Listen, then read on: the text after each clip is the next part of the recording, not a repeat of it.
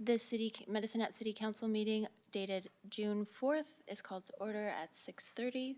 We will, July 4th is called to order. We'll begin with a moment of prayer or reflection.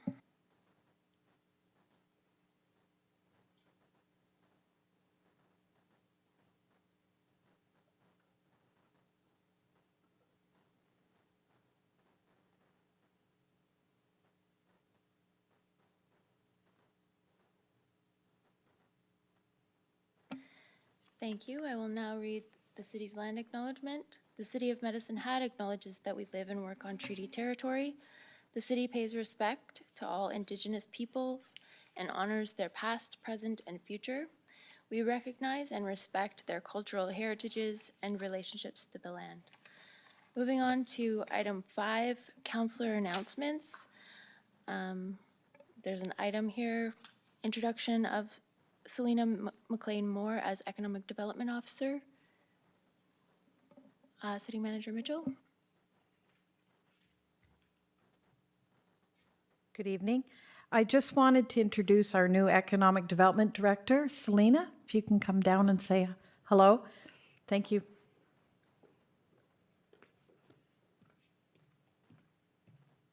Hello, everyone. So yes, my name is Selena McLean Moore. I actually know a few of you already. I was very pleased to accept the position last week of Director of Economic Development. And yeah, we've got some work to do, but I'm very excited to get going on it. I would say that probably our first goal is going to be to staff up the organization. The focus is definitely going to be implementing your vision. I see that based on, the strategic documents I've seen so far. We're looking at workforce development, business retention and expansion, investment attraction, and, looking at things, readiness issues such as, maybe red tape, different things that are going to help us be able to get things moving. So, yeah. Thank you and welcome. Thanks, Lindsay. Thanks, Any other councillor announcements? I do have one. Our interim city clerk, Jessica, will be leaving us at the end of the week. And I just wanted to express my deep gratitude. I know that you've pinch hit a lot during your time here and pulled double and triple duty, and all the while being kind and respectful at all times, and also helped to, push forward some of the procedural things that we wanted to accomplish. And so you've been an excellent interim city clerk and city clerk, and just an all-around good person. So thank you very much for all your work.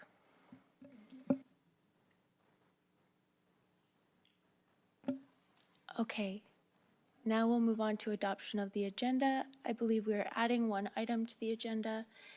That is the procedure bylaw, which will be added as item 11.4. Any other additions? Seeing none, the agenda is adopted as amended. Item number 7.1, adoption of the minutes of the regular meeting of City Council dated June 19th, 2023. Any errors or omissions? Seeing none, the minutes are adopted as presented. Item 7.2, the special meeting of City Council, June 26th, 2023. Any errors or omissions in those minutes? Seeing none, the minutes are adopted as presented. We now have two presentations. The first presentation is in relation to the trap, neuter, and return program. See item 9.4.2, which is in the public services meeting report. And we have Kylie Gates, Animal Health Lead with SPCA, and you can come down. Thank you. Jackie Pedersen, Board President of the SPCA, and Stephen Wolf, General Manager of Alberta Pound and Rescue Centers, otherwise known as APARC. Managing Director Stouth, were you wanting to introduce this item? Thank you, Your Worship, and through the chair to council.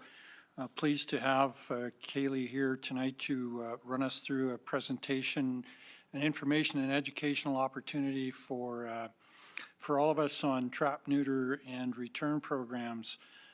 So we'll have this presentation, and they are going to be available for questions. Thank you. Thank you. By the process of elimination, I believe we're missing Stephen Wolf. Oh, okay. You are here for questions, but not going to give the presentation. Okay, thank you. Go ahead. Good evening, Mayor Clark and members of council. My name is Kaylee Getz. I am the registered vet tech for the SPCA here in Medicine Hat. Thank you so much for having us here tonight to speak. I'm just going to dive on in. So what is trap, neuter, and return? It's choosing to be proactive and effectively manage an existing and growing problem that we have here within our community. It is a non-lethal strategy for reducing the numbers of community cats and improving the life of those cats, wildlife, and members of the public. I know there was some talks around the definition of a feral cat. So those are unhoused domestic cats that have strayed from humans. Some of those cats are born in the wild, but for the most part, they are not suitable for adoption due to that limited or no socialization with people. Now, feral cats is kind of a older term for them. Community cats really is the way to refer to them. It is more broad and encompassing for those cats. So those are cats that usually live outdoors and are cared for by one or more members of the public. Usually people are providing them food, shelter, and or medical care when needed. They are fearful of strangers, but typically very friendly to their caretakers. In more urban settings, community cats is the more accurate term, but out in, say, the light industrial area, those are your more typical feral cats, just because that lack of human contact. So the current state, so there are lots of different calculations for how to figure out the feral cat population. PetSmart Charities does have a calculation they released in 2013 of 1 cat per 15 residents. They did also just release a new one in 2023 that's 1 in 7. So if going 1 in 15, that puts Medicine Hat's feral cat population at 4,200 cats. Because those calculations do vary a lot, can tell you a little bit about reproduction cycles of cats. So on average, they have 2.5 litters per year with 4 kittens per litter. Cats can also go into heat at any time. They don't have set heat cycles, so anytime there is a male cat around, they go into heat, even if nursing a litter of kittens. So in one lifespan, they can have up to 157 kittens. So it is a growing issue. It's an issue that's not going to go away. What is the process? So the very first part of TNR is trapping. It is picking a geographical area and really target that area. The goal being 75% of the cats within that area that you are going to be getting in that first few days. So once the trapping's underway, before the trapping's underway, there is a communications campaign. So you do want to go around to the residents within that specific area, inform them, let them know that you're there, what you're doing there. Let them know to keep their friendly, nice house cats that should be inside already, especially during that time. And then you can start your trapping. So as I said, you want to get that all done in a couple days with the goal being 75%. Once everybody's trapped, you're going to all the kittens and really, really friendly cats, adolescent cats that are easily adoptable or easily placed in homes are going to be transferred out to other shelters and go the traditional adoption route. Your adult cats, or cats that fall outside of those parameters, are going to be spayed and neutered, ear-tipped for identification purposes. They're going to be given their core vaccines, dewormer, injection of pain relief, as well as a long-acting antibiotic to prevent any infection. And then when that's all done, they are kept 24 hours for them to fully recover from their anesthesia. Once that is done, they go back to their original spot that they were trapped in. That is a really crucial part because their colony's there, they know where food and shelter is, so we really want them to go back to where they came from. So why TNR? And I apologize, I am going to go over the 5 minutes, but I'll try and be really fast. So why TNR? Population control is number one. We need to prevent any more litters and prevent those kittens from unnecessarily dying. There's a large population of kittens born every year, and a large percentage of those die every year unnecessarily. Public health and disease prevention. When those cats are given rabies, that is a public health concern. So they are given their rabies vaccine, which will also protect any people who are interacting with those cats. They're going to have improved overall health, and then it is going to reduce further stress on animal welfare organizations like us and APARC especially, as well as those volunteers, those members of the public volunteers that are going out of their way to care for these cats, both, for us and those volunteers, both emotionally and financially, reducing those further strain on them. As well as there is also a decrease in bylaw complaints, because a lot of those complaints for bylaw surrounding cats are a lot of those unruly things like spraying, fighting, the horrible sounds of them mating. All those kinds of things are going to be decreased once they are altered. And there's actually a lot of benefits for the cats themselves.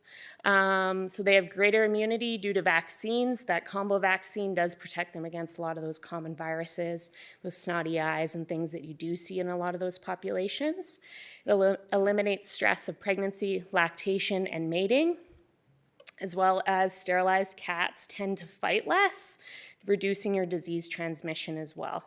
They're going to stay closer to their colony because they're less likely to roam because they're not looking for a mate, resulting in decreased risk of injury or being hit by cars. And what are the other options? So other options unfortunately include removal through euthanasia. This isn't an effective way to do it or a necessary way to do it. And there is, they call it the vacuum effect, so if cats are pulled from a population, naturally more cats will move in because there's resources there that they know are there and they can survive on them.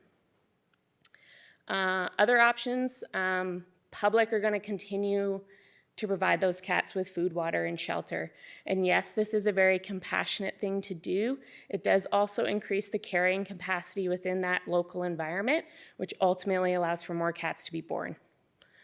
A lot of people say, just don't feed them.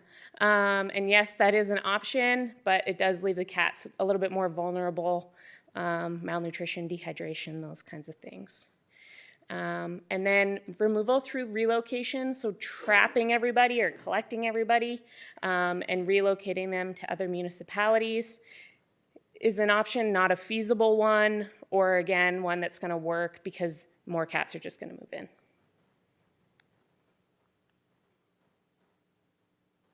Any questions? Thank you. Any questions from members of council? Councillor Knodel.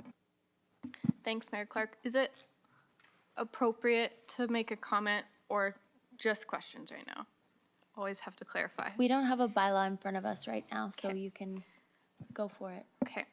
So through the chair to Kaylee. Yeah. Okay. To Kaylee or anybody else that's wanting to comment on it. So my comment would be that we know the outcome of what we're currently doing, which is trying to home as many animals as possible, reaching capacity, and then not having the resources to meet the needs of all of the animals. So my thought is if we implement something different, which would ideally be this program, if I was speaking with my own opinion, ultimately, what do you see the consequence of this being for your organization, for A-Park, for any other organization in town? How do you put that in a picture for people? Great. So for us in particular, we are owner surrendered. This being a Inside Medicine Hat initiative, more impact is going to be felt from A-Park. They'll probably see a lot less bottle kittens, which are a lot of resources. So these are kittens that are taken away or found without a mom, and they need feeding every about 3 hours. Those take huge amounts of time, huge amounts of money to get to an adoptable point. So hopefully less bottle kittens, hopefully less kittens in general. We do have a lot brought in. We have a lot of inquiries even from people in the light industrial area, businesses in the light industrial area, and then less feral cats ultimately being trapped and brought in, so less strain on their Barn Buddies program. There is a capacity for care for shelters, and when you exceed that, it really bogs everything down and makes things much more likely to get sick and things like that. So if you can really limit your intake, your illness is going to be less and things are going to move a lot smoother within the shelter. Councillor McGrogan? Thank you, through the chair. Thanks for the presentation. It was very informative. I have a comment and then a couple of questions. My comment is, since this was brought up at our last council meeting, I got to tell you, I've heard about it's a 50-50 split in the community and very passionate on both sides of this. So it's been very interesting, couple of weeks to say the least.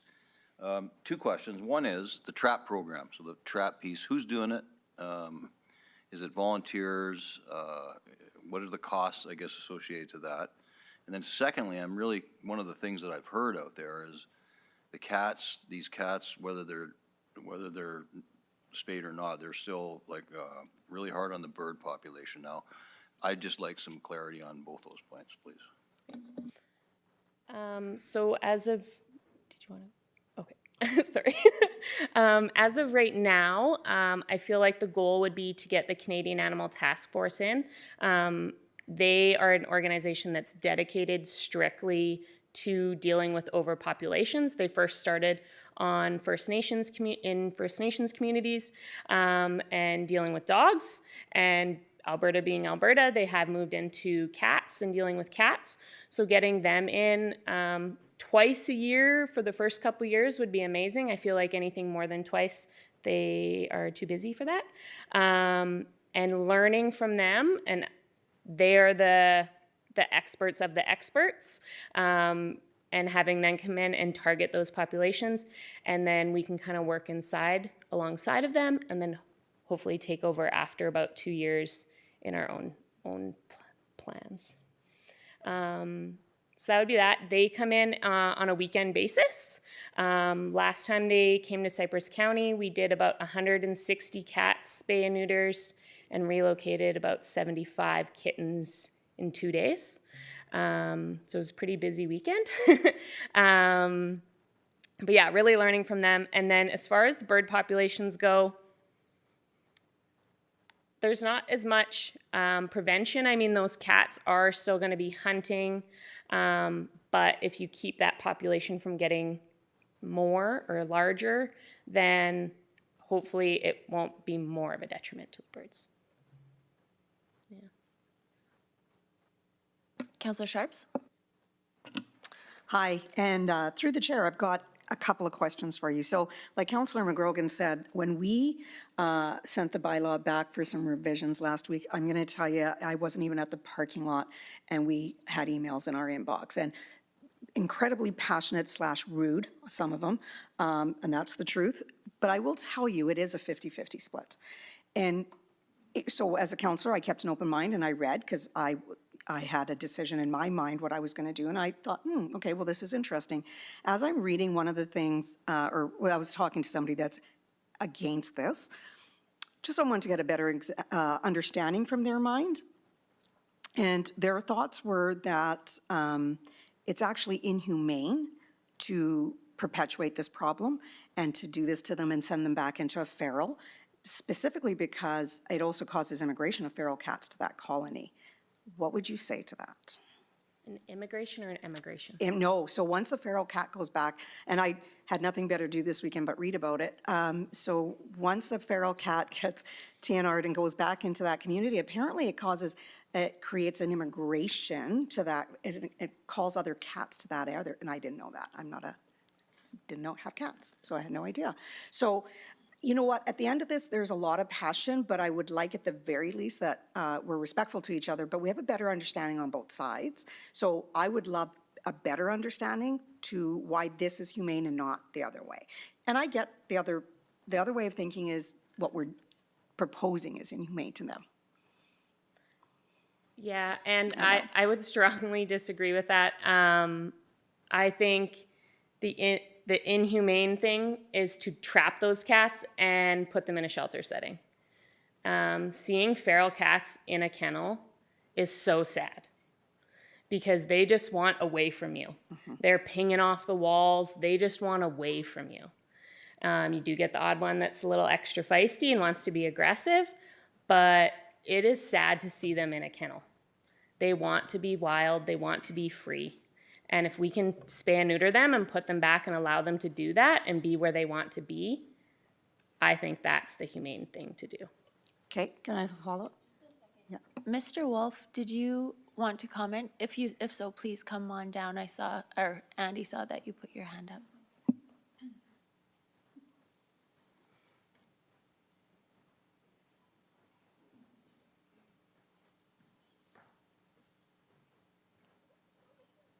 Just supporting Kaylee's comment, it would be more inhumane in trapping and maintaining a kennel space for a feral cat.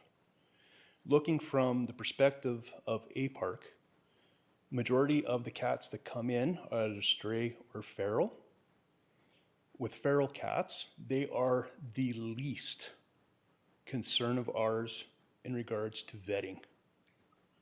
Reason being, with our program that we have for Barn Buddies, it would cost about $88 for a neuter, $181.50 for a spay. These cats are then adopted out for $25 as Barn Buddies out to acreages, out to farms to use for catching as mice. Again, these pets are the lowest priority for a park to have vetted. And yes, they will stay in a kennel, a small kennel, probably about 2 feet by 2 feet square, 3 feet by 3 feet square. And that's where they will sit. They'll have food, they'll have water, litter pan, but they will sit there literally for months before we have an opportunity to actually vet them and have them adopted out. That is the inhumane part. Go ahead, Councillor Sharps. Yeah, sorry, I lost my place there. Actually, it's a part question, so thank you for coming down. So when we take a feral cat and they have a bunch of kittens and they come into the shelter, do we spay and neuter before we give them up for adoption? Yes. They are? Yes. 100%? 100%. Okay. In some cases, okay, so with kittens, we do have a pre-spay and neuter program where the kittens under the age of 6 months, they will be vaccinated, they will be microchipped, and then it is up to the adopter within 7 months of the adoption date, or of their birth date, sorry, apologize, to have that animal spayed or neutered, and then they would receive a $75 rebate for looking after that animal. And what is our success rate with that? Are we tracking how many owners come back? We do track. Okay. We have, I don't have the exact numbers on me, but yes, it's a very high percentage rate of people adopting and having that done. We will call at the certain points in time to see if the pet has been done, and just to make sure we can issue out those rebates to those customers. Follow-up? Two questions, one to the city manager. Could we get those numbers if you don't mind? I would like to see the success rate on that. And the reason I'm asking for that is because I actually had calls from people saying that they received kittens that weren't spayed or neutered, and they're not taking them back. So we got to figure that out because that's part of the problem. And then my second one is again, nothing better to do this weekend, so I was doing some reading, and there is some communities in Alberta that just do neutering. What is the advantage of just doing that versus spay and neutering? Or disadvantages? Advantages would be you wouldn't have, you'd still have probably a decreased bylaw complaints because the males are kind of the instigator of a lot of the problems. Amen. But also, it only takes one male to come in, and that male can impregnate a whole lot of females. So if you're going to target, I would actually target the other way and target females and not males. Councillor Robbins. Thank you very much, and through the chair, Ms. Getz, Ms. Peterson, Mr. Wolf, thank you for coming. My question is about the SPCA's experience in other cities with this program. So obviously, what we've heard through public services is that the humane groups came to the city and said, this is something we want you to look at. So what did you learn through other cities' experiences that you think is important for us to know in Medicine Hat? So we are Medicine Hat based. So we wouldn't have gone to other communities to figure out that information. It was likely through the Canadian Animal Task Force would be what you're referring to? Sure. Well, I was just wondering how the humane groups came to the city with the idea of doing this program. Okay. So I'm sorry, I assume that there's some other agency that you talked to that said this would be a good idea, had some data or something for you. Yeah, so TNR has been around, I want to say since the 80s. Sam? Yeah. 80s, 90s, Persian Dreams. I believe they brought it to City Council about 10, 13 years ago and tried to get TNR done at that time. I think it's really just the growing cat population and the constant stress on the organizations. And we have to think of something different because what we're doing right now isn't working. This population and problem is only getting worse. So we have to, think of something different to try. Councillor Hirsch. So thanks for the presentation. Certainly appreciate it. Obviously, it's pretty apparent in terms of what the passion lies and what your position is. Part of what we're entrusted to do is having balanced feedback. It truly is the case where we get feedback, and I agree some of it was on borderline rude as far as the feedback goes.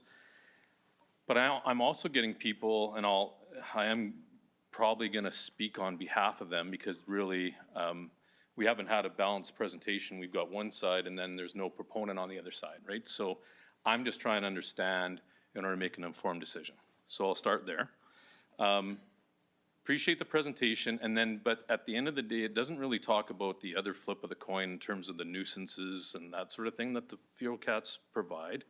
I'd like to understand, because I, like Councillor Sharps, have nothing more to do than read some studies that are out there. What are the timelines for the reduction of the populations? You mentioned how much it can get to, but what's the timelines for the reduction based on TNR? And really, province of Alberta has their way of controlling the population with tags with deer, elk, bear, et cetera, which does involve harvesting, et cetera. I just want to know the opinion on that because I have been around here long enough that at the end of the day, we've got a passionate group that definitely wants to see this move forward. I get it. But what I'm finding is that when the population exceeded the capacity of the SPCA, for example, we said we need to build a bigger building. The old adage of build it and they will come comes to the point where you almost say, okay, we've done phase 2, we're bigger, now we're at capacity again, because when does the idea of euthanization come into play? So I know there's a bunch of questions, but I'm just looking for your feedback in terms of what would the opposite argument be on TNRB? Let's start there. So I think opposite, like if that, I think managing the population is really, really important. So from what I've read, they say every 6 months, you should be checking in with the caretakers within that targeted community, because there are passionate people. There are going to be people caring for those cats in those areas that are done.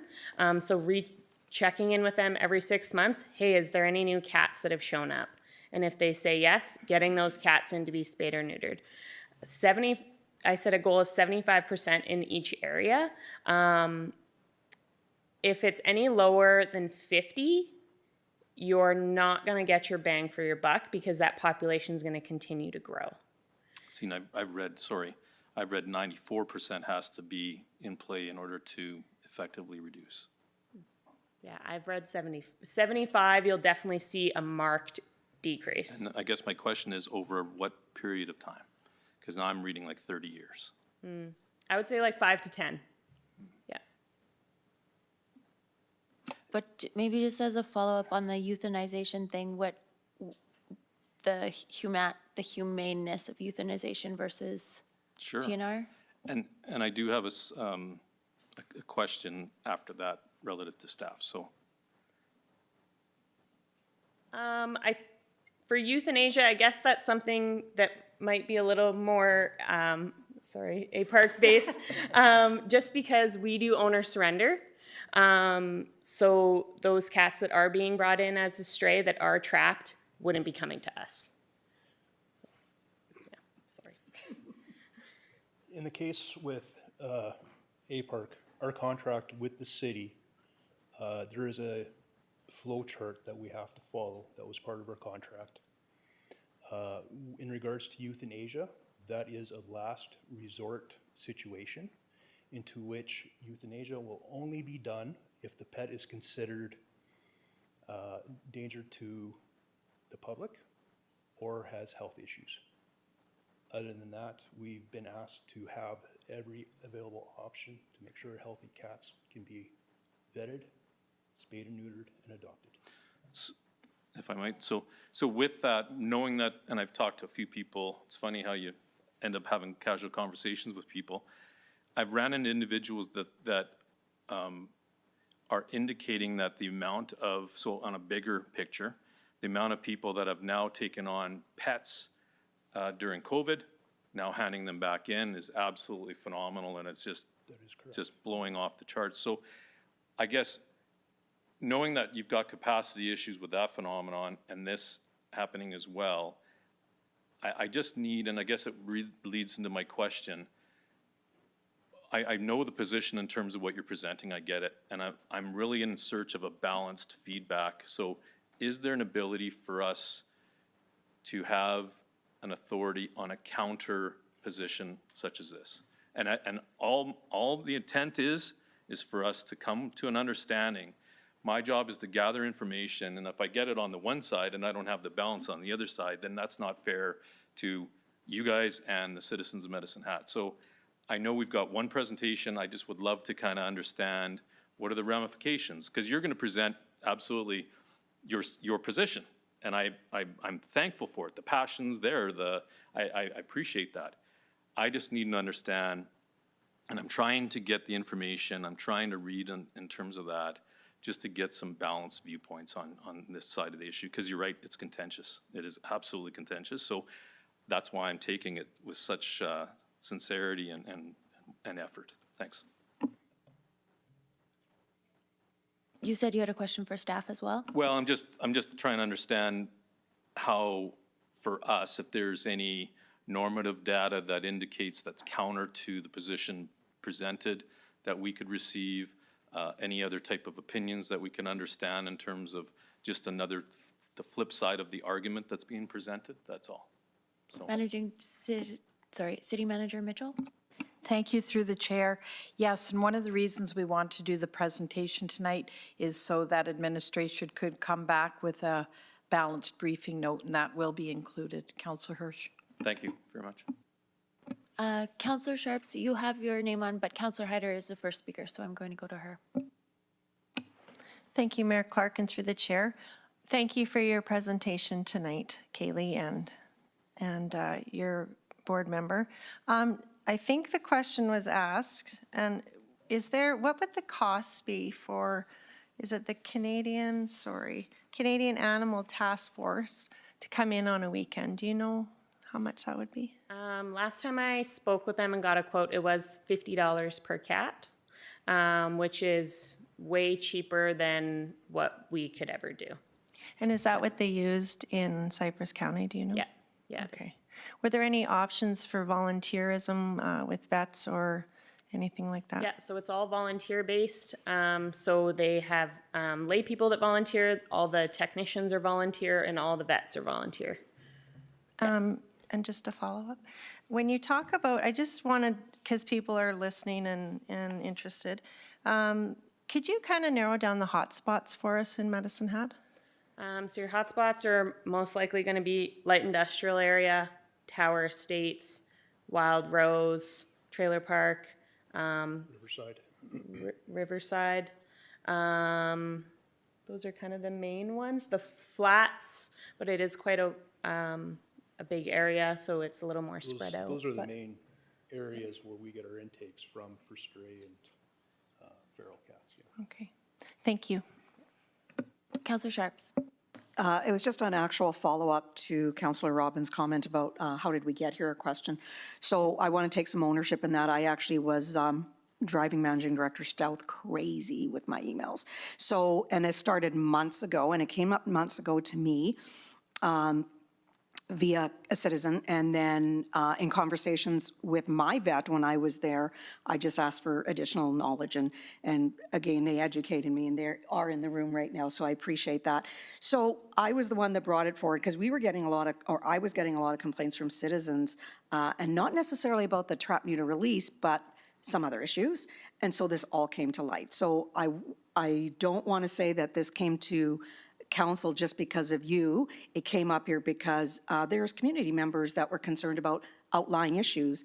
And so I think there's a bigger spotlight than just TNR on this issue. And I just wanted to make sure that council knew that as well as you. Okay, I have some questions. You mentioned the vacuum effect, and technically I understand that the cats protect their territory, and then when they're gone, new cats move in. That will happen eventually as the cats die off, I would think. Yeah. So, which is why you have to keep doing it over and over. Yeah. Where are the feral cats coming from? And I don't need the birds and the bees part. That's majority of it. Abandonment. A lot of people let their pets outside. You know, they go to work, the cat goes outside, and those cats are not spayed and neutered. And then they have a litter of kittens, and so it's, yeah, kind of birds. Thank you very much. So the cats that roam around, that are owned cats, but they're roaming around, they can contribute to the feral cat or the number of feral cats.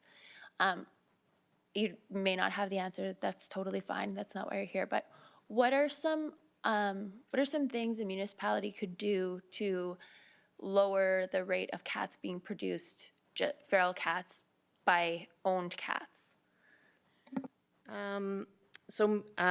We already have the spay and neuter assistance program, so offering for low-income families to have their cats and dogs spayed and neutered at a discounted rate, and that's something that we already do with the grant from the City of Medicine Hat. So really trying, I think, to push that and expand that. I believe this year they did increase the impound fees, which was a part of, I believe, the bylaw amendment to hopefully discourage people from letting their cats outside. I think cat owners in general lack a lot of education, which I think is probably where you're getting a lot of these passionate people on both sides, is just a lack of education. So we're really trying to educate those people. Thank you. And this one is probably for Mr. Wolf, but feel free to distribute as at your will. Are most of the cats that you get that are owned cats, but they got picked up by bylaw or whatever, are most of them licensed? No. So we have a licensing problem as well? So when any pet comes into the shelter, I'm really sorry, you do have to talk in the mic because of the people when any online. pet does come into the shelter, it is mandatory by bylaw that we do have that pet licensed. However, majority of the public will not put a tag on that cat. So bylaw, yeah, will bring that pet back into us. We've had several repeat customers, repeated cats, repeated dogs come in. And it's just a matter of knowing that pet, and we're like, yep, Paul so-and-so, tell them their cat's here. It's a very frequent situation. Thank you. And we don't have mandatory sterilization here, correct? Correct. Yeah. Do other municipalities require sterilization, subject to, of course, those who are breeders? I believe so, but I'd have to look into that. I'm sure the number would be quite small. Okay, thank I you. know, sorry, just on behalf of our other shelter in Airdrie, I know that's not the case. Okay. So once a cat is part of the trap, neuter, release program, what if they're continuing to cause, like, suppose that there's a cat that's causing, like, coming in and harming someone's dog or harming someone's cat or harming their birds, what happens then? Like, it gets brought into a park, and this may also be like a administration question, but like, they're already a feral cat, they're allowed to be feral. How is that managed? Traditionally, what would happen is, like how the task force does it, those cats also get a tattoo. So then you know where to where to put them back at. So traditionally, they would go back to their colony. But I don't know how that would work if they got impounded, if that would still be the case, but that would be something we'd need to work out. Managing Director Stouth, do you have any comments on that one? Through the chair, Your Worship, I do not. Okay. Yeah, that was just a few of the concerns that had come in from the public. Final question. A feral cat's life isn't necessarily all roses. What happens if there's a cat that's not doing great? Like, there's a lot of bad things that can happen to feral cats. Is there a process by which you would determine, like, this cat is not living a great life, so we're going to take a different approach with it? So when a pet enters into our facility, whether cat, dog, we have an animal coordinator who will do an assessment on the cat right away. If it's tame enough, shall we say, and then we'll check its ears, its eyes, check it over for any injuries. If everything is good, then we put it into, do an impound on it, put it in a kennel. If it's a feral cat, as you're describing, it has severe injuries to it, that cat will automatically be taken to the vet, and the vet will do an assessment on it and give us their determination of what to do with that pet. If it is severely injured and there is no reasonable life for it thereafter, then it will be euthanized. Thank you for all of your answers. Any other questions or comments? Okay, well, with that, I give you my thanks, and your presentation was excellent. Thank you. Thank you so much.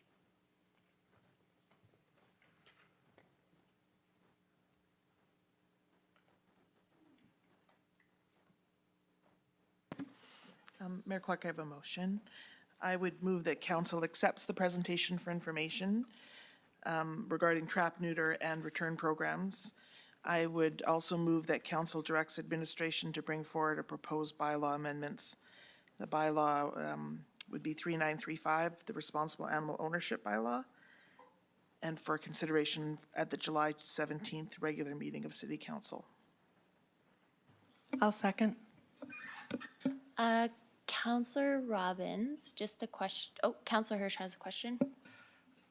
Well, I just, through the chair, just need to understand then, are we getting a briefing note relative to, as I indicated, just an understanding of the other arguments Yes. prior to the 17th? Yes? Yes. Okay, thank you. And Counselor Robbins, this item, the item that was in public services, so this has already come through public services? Yes. And so it will be the bylaw that went through public services that will be coming forward? We didn't get into the bylaw in public services. What we talked about in public services, the benefit of having a presentation on the Okay. topic. Okay, so a new bylaw will be drafted. City Manager Mitchell? I would make, through the chair, I would make a suggestion that given all the comments today, that it might be better to bring a briefing note with all the comments back to council first, and then if there's any changes, bringing a bylaw forward to a subsequent meeting. That's my suggestion. Counselor Robbins? Thank you for that. I'm happy to amend, if it's okay with my seconder, so that we would change this to say, council directs administration to bring forward a briefing note about trap, neuter, return programs, both the pros and cons of the program. I think that's reflective of what I heard and doesn't jump ahead an extra step before we have that information. I'll second that. Counselor Robbins. Counselor Knodel? Thank you, Mayor Clark. I am just curious, and this is just me putting something out there and people can help me kind of figure out what's going on in my brain, but are there alternative programs? So rather than just the pros and cons, are there alternatives that are evidence-based and functional, or is this kind of the gold standard out in the world? Because I understand that from my interpretation, what's being asked is that we show the pros and the cons, but Counselor Hirsch was kind of saying, like, what's the other option? What are the alternatives?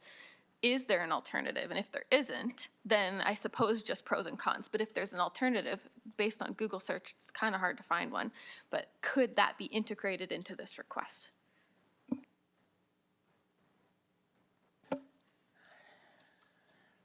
City Manager Mitchell?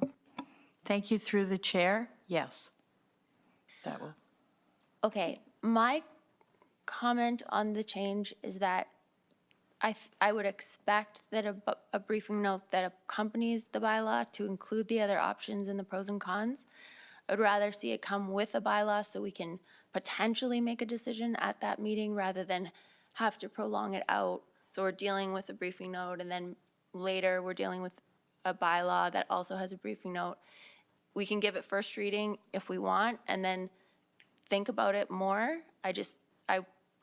I'm hesitant to prolong this out much longer. Councillor Sharps? Yeah, just a question of procedure. Is this not the same bylaw that we asked to be divided into two at the last council meeting? So is this one half of the two, or is it still the same one coming back? Managing Director Stout? The bylaw has been split, so it is just dealing with trap, neuter, and release. And just to confirm, there was a substantive change, right? So we don't have to wait the 6 months, it can come back?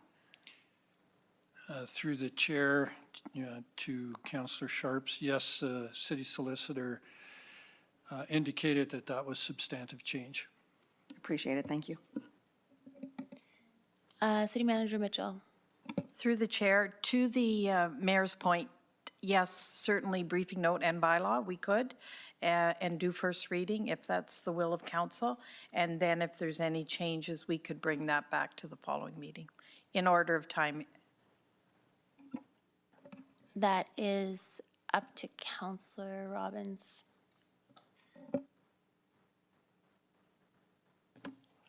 I get what you're saying, but I'm also hearing the conversation around the table and the last conversation we had.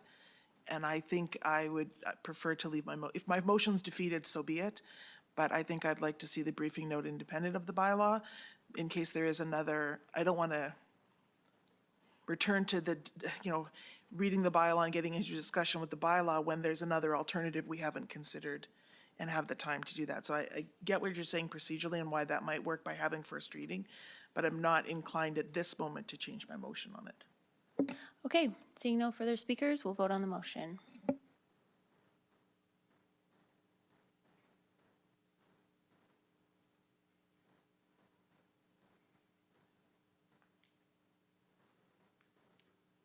That's unanimous. Moving on to item 8.2, Medicine Hat Curling Club funding request update. We have Cal Hauserman, Co-Chair Facilities Committee, and Bryden Smith, yes. Board President. Yes, Your Worship and Council, my name's Cal Hauserman. I'm here representing the Medicine Hat Curling Club. I do need to send, our club president, Bryden, wants to send his regrets. He's ill today and was not able to attend this evening, so I'll be here by myself. I got a few club members as backup too. First of all, I'd like to thank the council for their deliberations and considerations regarding the sport of curling in Medicine Hat and the Medicine Hat Curling Club. We are grateful for the councillors and the city administrators for the time that they have given us and how they continue to work to help us with our current situation. Excuse me. As the club considers the council's willingness to direct administration to draft a borrowing bylaw for the curling club, we are reconsidering our ability to manage the debt between $850K and $1.7 million. The debt at the low range we would see as being very manageable, but we wonder about the upper limit. And so we are working, we have a fundraising committee and they're very excited, they're enthusiastic, they're working at raising money, and we're looking at an anticipated loan payment with a minimum and a maximum of $42.5K, which we could find that as manageable. But if it ends up being at the $85K as an annual payment, that would be difficult for us to manage.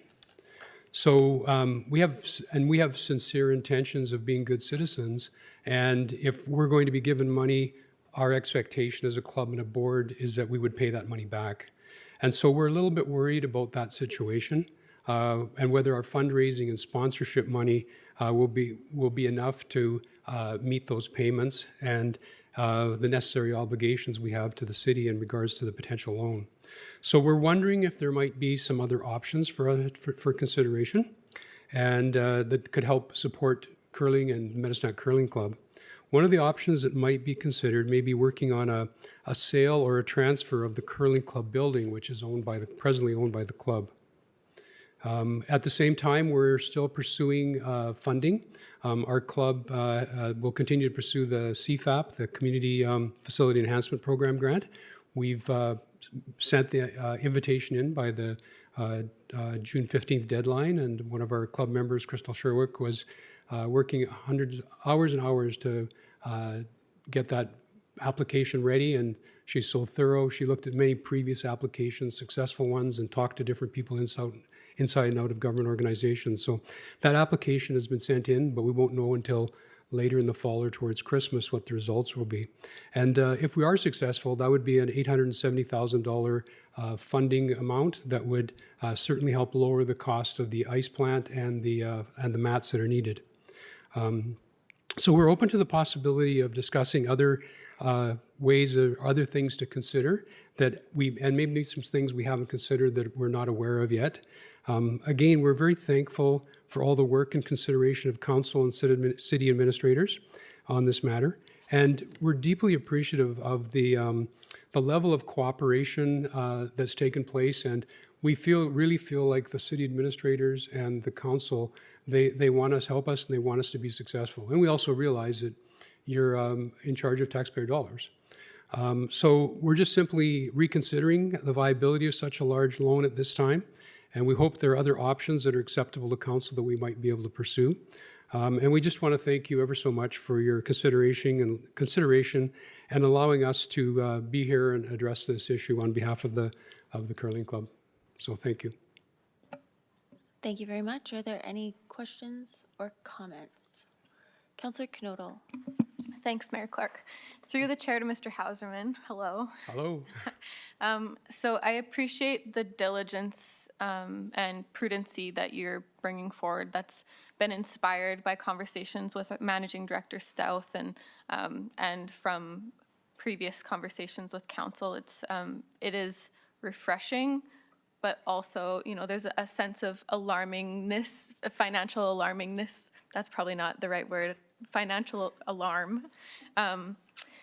But I think ultimately that balance of community support and financial prudency, it's a tight line to walk, because again, speaking for myself, I want to see your group have access to the sport that they care about and that brings them community and day-to-day recreation and happiness, ultimately happiness. So I'm hopeful that we can, as a group, find a solution that allows us to support your goals. And then, like you alluded to, whether it's ownership of the space or something along that line, it would be nice to find a solution that allows us to support the first request, which is getting you back to your sport, and then find a solution from there. I like that this is in front of us. I like that we know your situation rather than it being a mystery, because we're being better informed allows us to make higher quality decisions. So thank you for being willing to talk about it here so that we can come to a solution. Thank you, Your Worship. In response to Councillor Knodel, I appreciate that comment, and I guess I'm really proud about the board and the members of the board, because they want to be good citizens. We want to find a balance, and we also dearly, dearly want to have curling. And so where is that balance? And I would say our main goal has been to be transparent and be open. And I'm always optimistic. I believe when synergistic forces come together, a solution will emerge. And that's where I stand with my belief still with that. Thank you very much, Mr. Hauserman. Okay. Councillor Robbins. Sorry, I thought there was more people on the list. I'm so sorry. Thank you, through Mayor Clark, Mr. Hauserman. I want to thank you so much for coming back and describing sort of the situation you heard from us before when we voted. We're very supportive of curling. And I've said before, and I'll say it again, my thought about it is we provide ice for ringette, hockey, sledge hockey, speed skating. We provide soccer fields, we provide pools for kids to swim in, all sorts of different things the city provides with payments back for the use of that. And so I think, when I think of curling, I'm not sure why it doesn't fit into that category in my own mind. And it hasn't traditionally in the past, that doesn't mean it couldn't in the future. So I agree with you. I think when passionate, intelligent people get together, there's a synergy and great things happen. So I'm looking forward to hearing more about it. I still support curling in Medicine Hat wholeheartedly. Okay.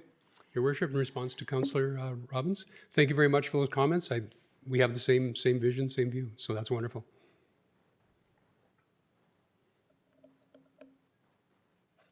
All right. We're good. Thank you That very was much for your short and easy. presentation. That was way easier than the last one. Okay, thank you very much. All right, I would like to make a motion, please, Mayor Clark, if I might, that council accepts the presentation for information provided by Medicine Hat Curling Club in their, specifically their financial update, and the council directs administration to develop options to support the continued operations of a curling facility in Medicine Hat, and that the options be brought to a future meeting of City Council for consideration. Second. Thank you. Discussion? Seeing none, we will vote.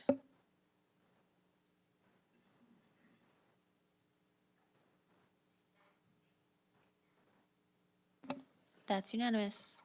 Moving on to item 9.1, Administrative and Legislative Review Committee.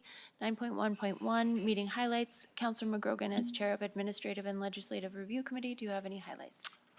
Just, I guess, really, thank you, through the chair. We had two items that we discussed. One is coming forward in a motion, so I won't bring that one forward until it's time. But we did discuss bylaw 4737, which is the amendment to the Municipal Police Commission bylaw. And it's been sent back to the city solicitor for some revision and some update before it gets to council. I do want to say that the two bylaws we looked at, one was from 1973. I was in grade 10, and some of you probably weren't born. And the other one's 1983, so it was a real history lesson. So they're my highlights. Oh, thank you, Councillor McGrogan. We'll move on now to the minutes of the June 21st, 2023 ALR meeting. So I move that council receives the minutes of the Administrative and Legislative Review Committee meeting held on June 21st, 2023, as presented for the corporate record. I'll second. All right. Any discussion? Councillor Sharps? Yes, and through the chair, just wondering on that police commission bylaw, is there any appetite to send that to police commission for some involvement in that? Councillor McGrogan? Thank you. Through the chair, there was discussion about that, and I think what we are hoping is to get the first reading on the table and then send it to commission for their review. Thank you very much. I appreciate it. Any discussion on the minutes? Seeing none, we'll vote.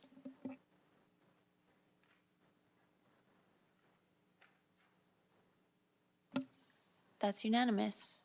Item 9.1.3, Flags and Proclamations Policy, number 0175.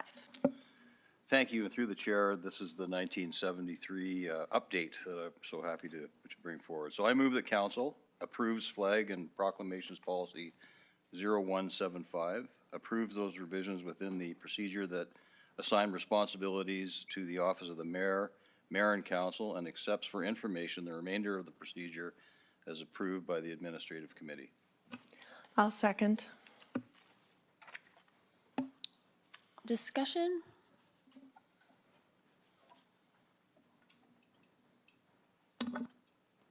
Are you going for discussion? Okay, Councillor Robbins. Sorry, I'm with it today, honestly, I'm with it.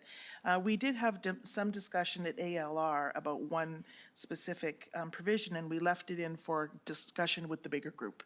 So we didn't take it out, but it's something that Mayor Clark brought to our attention and felt it was worthy of a greater discussion. So I'm looking, it might come up in a couple of points, but the one I'm looking at right in front of me is 2.14. This is just happens to be about half-masting, but there's a few other places where this is the same kind of wording, that a request must be submitted in writing to the city clerk, would be considered the discretion of the mayor and the city manager. And so the question is, are those the right two people to make that decision? What involvement would the mayor have in that decision, and is it better left to the city manager solely? There's only two people. If they disagree, how do they resolve it? And so there was some question about whether that was the right process or if it should be the city manager alone.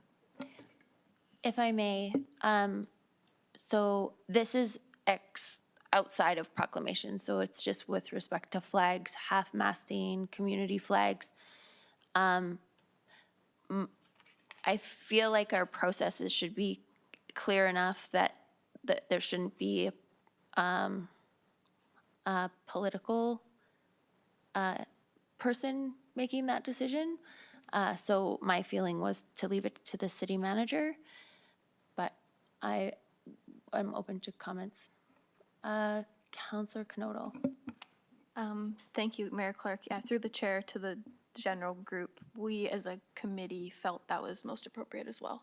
So that was kind of general consensus that it was okay, as long as you had presented the curiosity as far as I remember, and we were all on the same page. So if that gives any support to that sentiment. So that would require an amendment to section G. There's one before that, I'm pretty sure. 2.11, 2.14, and 2.18, 2.22. Oh, 2.21 as well.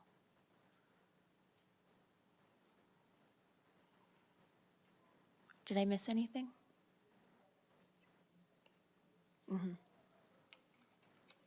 So we would need a motion to make that amendment.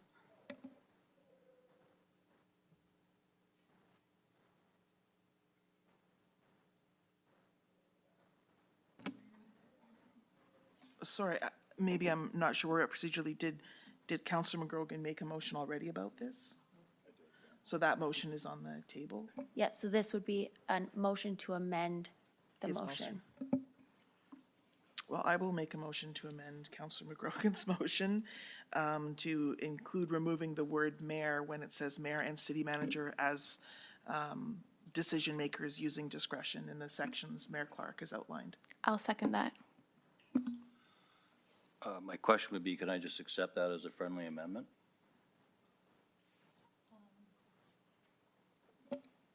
I'm okay with it because committee approved or was in favor of it. Oh, look at you, Rondi. I'm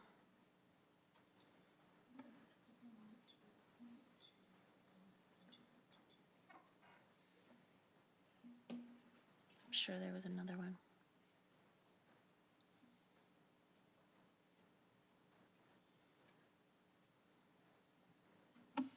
Two point 10. Your worship.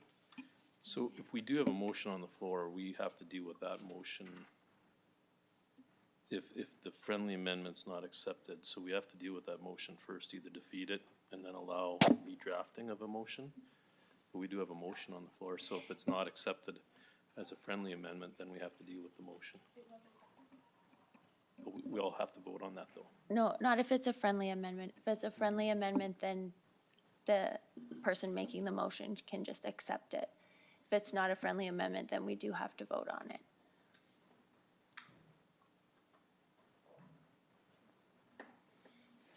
Is it a friendly amendment?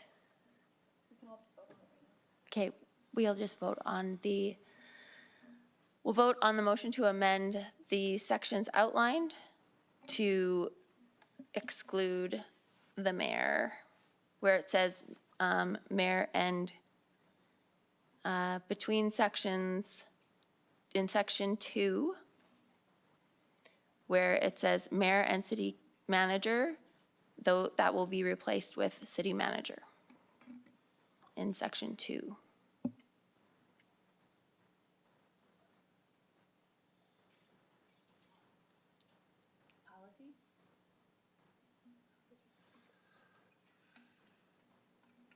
That, it is a procedure.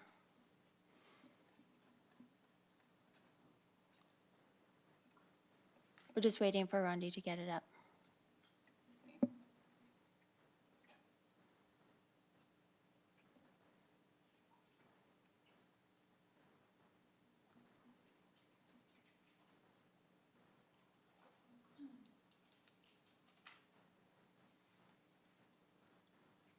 Your worship, point of clarification, while we're waiting for that. So you mentioned referenced, or you referenced point 2, but wherever it says mayor throughout the document, we're removing, is that correct? No, just in section 2, like all of the 2.16, 2.17, where it says specifically mayor and city manager, it will be replaced with city manager.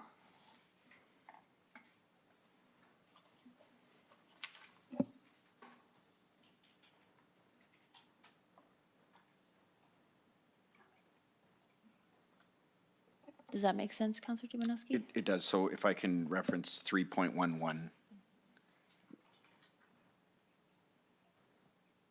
It will now read, if the amendment is passed, at the discretion of the city manager, flags may be lowered to half-mast at any or all City of Medicine Hat properties and facilities, ...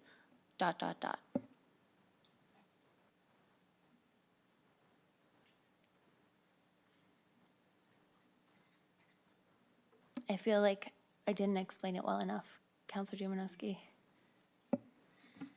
I think he was referring to 3.11. Yeah. That section, that there would be no amendment there because it's mayor and council, not mayor and city manager. That's my understanding, Council.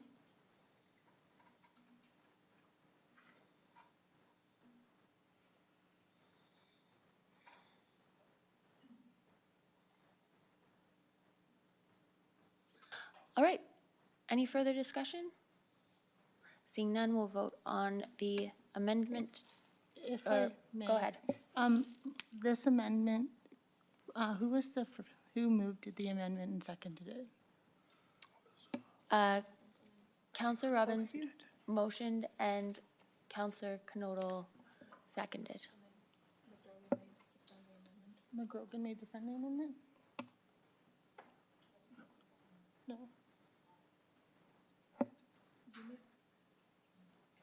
So my recollection is that Councilor McGrogan made the initial motion.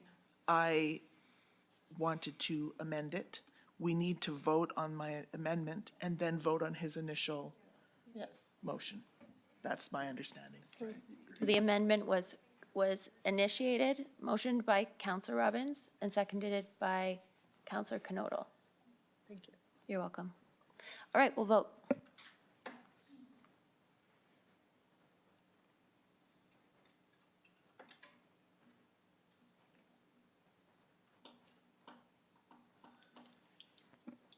That is passed.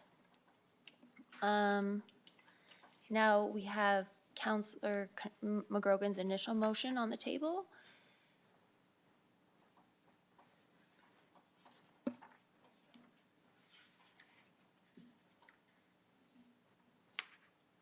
I have to reread it? No, you do not. It is already typed in as amended.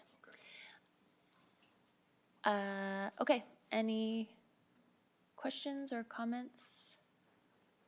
Seeing none, we'll vote on the motion.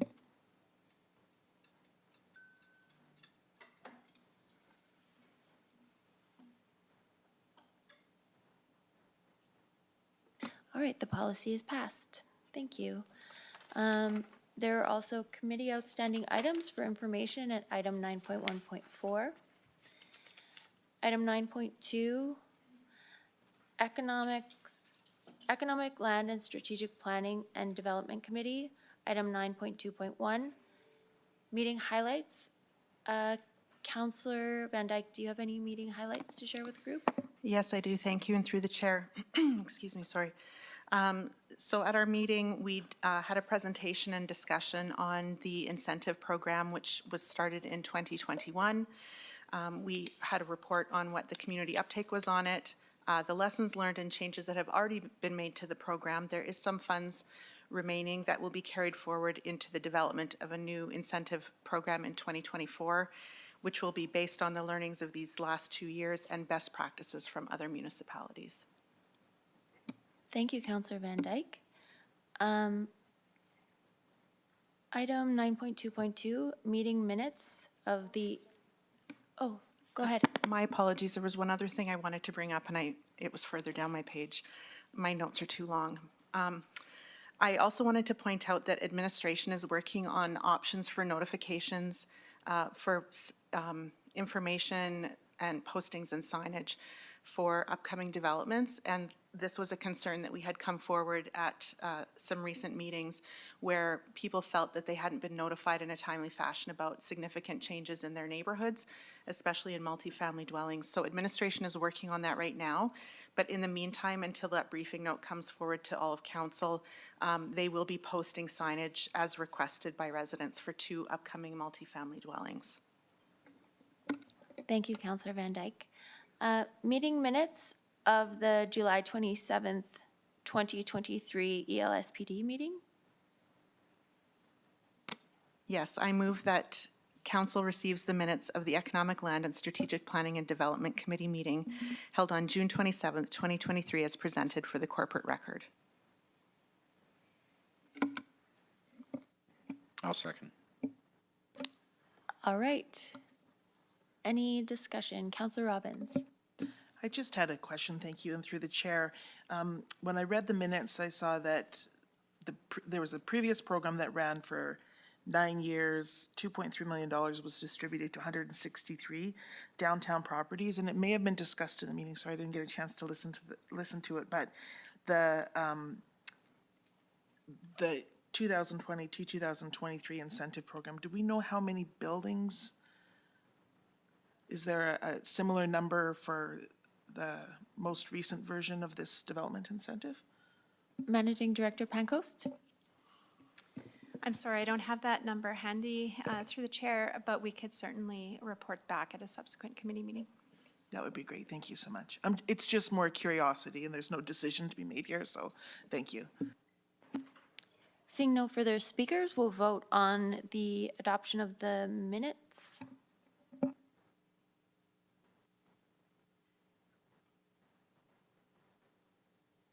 And that's unanimous. There are 2 items for information in this package as well. Are there any questions on either of those? Seeing none, we'll move on to item 9.3, Energy and Infrastructure Committee, item 9.3.1, meeting highlights. Councillor Van Dyke, as Chair of Energy and Infrastructure, do you have any meeting highlights you'd like to share?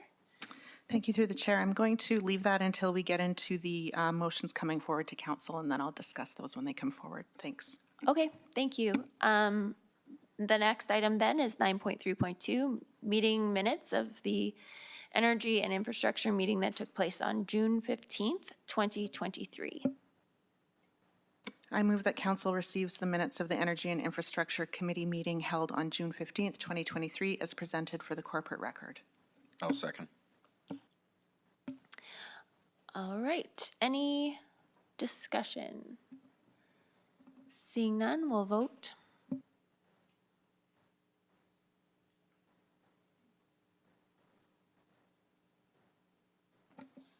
That's unanimous. It seems like each meeting, someone new, different has troubles with their, just having a sticky yes or no button. Item 9.3.3, Samus Heights Special Use Access Egress Construction Budget Amendment.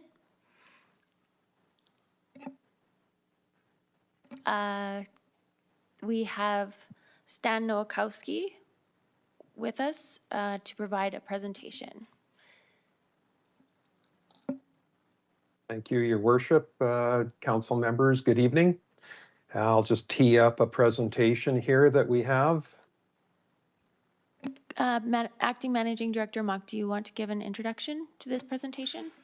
Thank you, Your Worship. While Manager Nowakowski is teeing up the presentation, perhaps I'll just to preface this conversation that this presentation you see before you is requesting that City Council consider a $250,000 capital budget amendment to the city assets capital budget, addressing a public safety concern that was brought forward by council and the public, having to do with prior concerns over access and egress during emergency situations on Sierra Boulevard. It is recommending an amendment or a change or a modification to an existing emergency access that is intended to be a temporary solution until such time that the Cimarron development continues to build out. So it is intended to be a temporary access only, a temporary solution, but this will enable enhanced access during emergency situations to that area. With that, I will pass it off to Manager Nowakowski. It appears as if he has the presentation ready for you. Thank you, Managing Director Mock. Go ahead, Mr. Nowakowski. Thank you, through the chair. I'll just quickly run through a summary of the issue. Just a bit of background. The Samus Heights development started in the late 1990s. This is the area here. It was fully built out with Samus Phase 7 in the 2015-2016 timeframe, and that's the last phase here. The primary access that services this entire area is the intersection of Sierra Boulevard and South Ridge Drive, this location here. with the intent of Sierra Boulevard. The original intent was for it to continue on south into what is known as the Cimarron area, south of Samus Heights. From a traffic perspective, strictly speaking, traffic management, the access and egress do work. However, over time, we have received numerous calls from local residents requesting, a secondary emergency type access that could be used during emergency situations. Currently, there is an emergency access in the southeast corner of Samus Heights. It is along the trail that kind of borders that south edge of Samus. It's a single lane trail, basically, for emergency vehicle use only. So this is not currently open to the public. So when we were asked to take a look at what types of options we could look at for a second emergency use access, we took a look at 5 different options. The first one was expanding the existing emergency vehicle only access, so this blue line here, into a 2-way, widen that existing trail into a 2-way, 1 lane each way access point that would be used during emergency situations or situations where that primary access was limited or blocked for whatever reason, whether it's an emergency or whether it's a road construction that closed off the entire road. Option 2 was an extension from the Sierra Boulevard cul-de-sac here along the south edge towards Southridge Drive. Option 3 looked at extending Sierra Boulevard south through the Cimarron lands and either connecting to Southridge or continuing directly south to South Boundary Road. And my next slide will show a bit more detail on that option. Option 4 was just leave the single lane emergency vehicle use only, just leave it as is and allow for 2-way traffic for the public to use that 2-way traffic during emergency situations. And then option 5 kind of came late in the game. We were asked to take a look at using the existing single lane as an access into the neighborhood and using the trail westward towards Cooley Ridge as an exit for the neighborhood. This slide just shows a couple of options that we looked at to build through the Cimarron area, either straight down to South Boundary Road or off, making a connection to Southridge Drive. We did a review of those 5 options, looking at things like the length of construction that would be needed, if any land acquisition was required, basically the construction costs of each of the options, and we put together a table that has the pros and cons. I don't think I need to go through each and every one. I'll just highlight option 1, which was expanding the existing option into a 2-lane road for vehicles to come into and out of the area. The pros to that one, it's a short route, low cost. We can build it this year, no land acquisition needed. The cons, they're manageable. It's a circuitous route through the neighborhood, but we can deal with that with education of the public, with wayfinding signs, with having people or city staff directing traffic through the neighborhood in a situation when we would have to use that access. I'll talk about option 3, the one going through the Cimarron area. This is one that's one of the major pros to this one. It's not listed here, but one of the major pros to this option is it would be, you'd be able to use it 365 days a year. It wouldn't be just a special use access. It would be open, year-round. There are some major cons to this option, though. It's the longest route. It has the highest construction costs, and a major issue with this option is the land acquisition. We do not own the land in Cimarron. We would either have to acquire it or lease it or get a hold of that land somehow. There's also potential ASP conflicts. The Cimarron area has an area structure plan that was adopted by council 15 years ago. The initial plan was for that area to start developing shortly after that, in that 2009 timeframe. But there have been some issues with development in that area, and not very much has occurred there. So when we look at all of these options, we also did, through emergency management, they did a computer simulation of each of these options to determine what was the best, the most viable option to channel the public during a situation where that primary access was closed. And that computer simulation identified that option 1 was the preferred option. So when we put everything together, the option that we're recommending is taking that existing access that's there already, that's being used just now or intended for emergency vehicles only, take that and expand it to a 2-lane, 2-way public traffic to be used only when the primary access is restricted. And that concludes the presentation.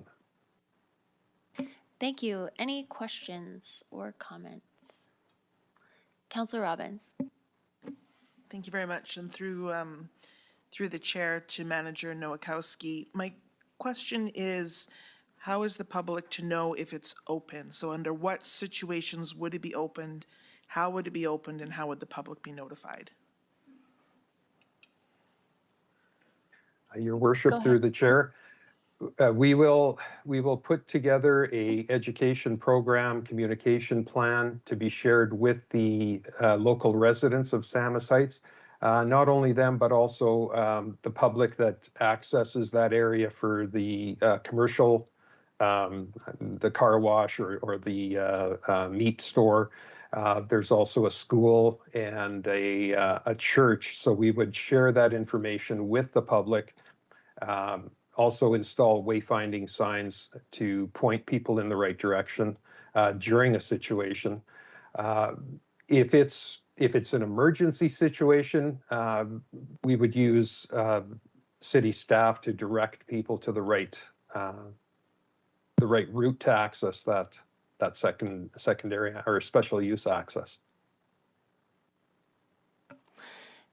Councillor Dumanowski.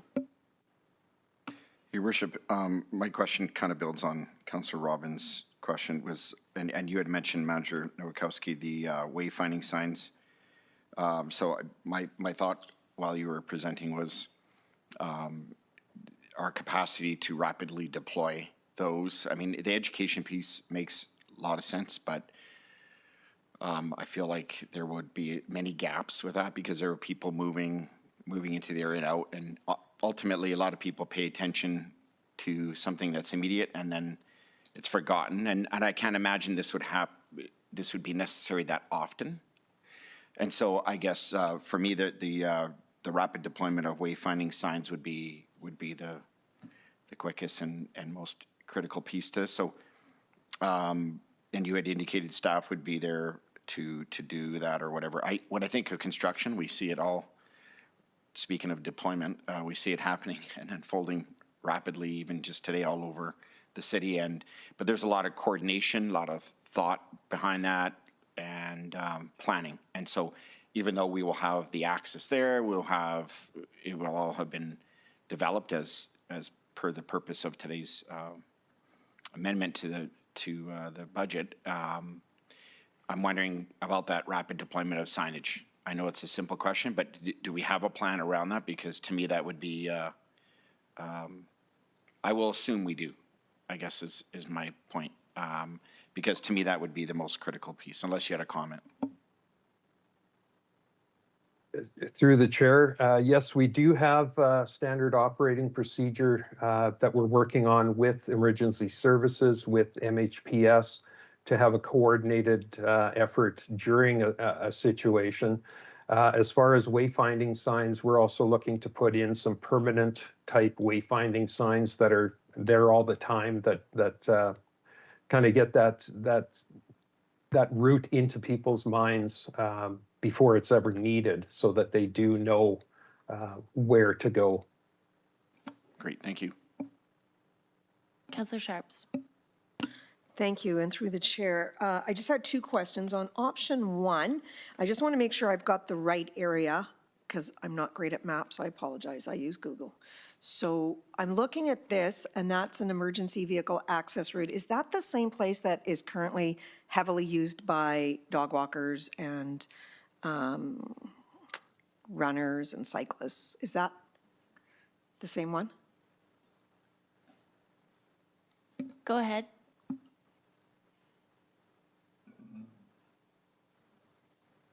Oh, I think he's gone mute. Sorry. Through the chair, it is currently a multi-use trail, but it was built as a emergency vehicle only access into the neighborhood. So it's this stretch here that runs through the park. So during situations where we would have to use this as vehicles, that would be one of the safeguards that we would put up, is barricades, so that walkers, pedestrians, cyclists, dog walkers, whoever stays away from this, from the road while it's being used by vehicles. Okay, thank you. Yeah, I walk there every day, so lots of notice would be great. So, because you can also come out the other end of Samus and come up that road.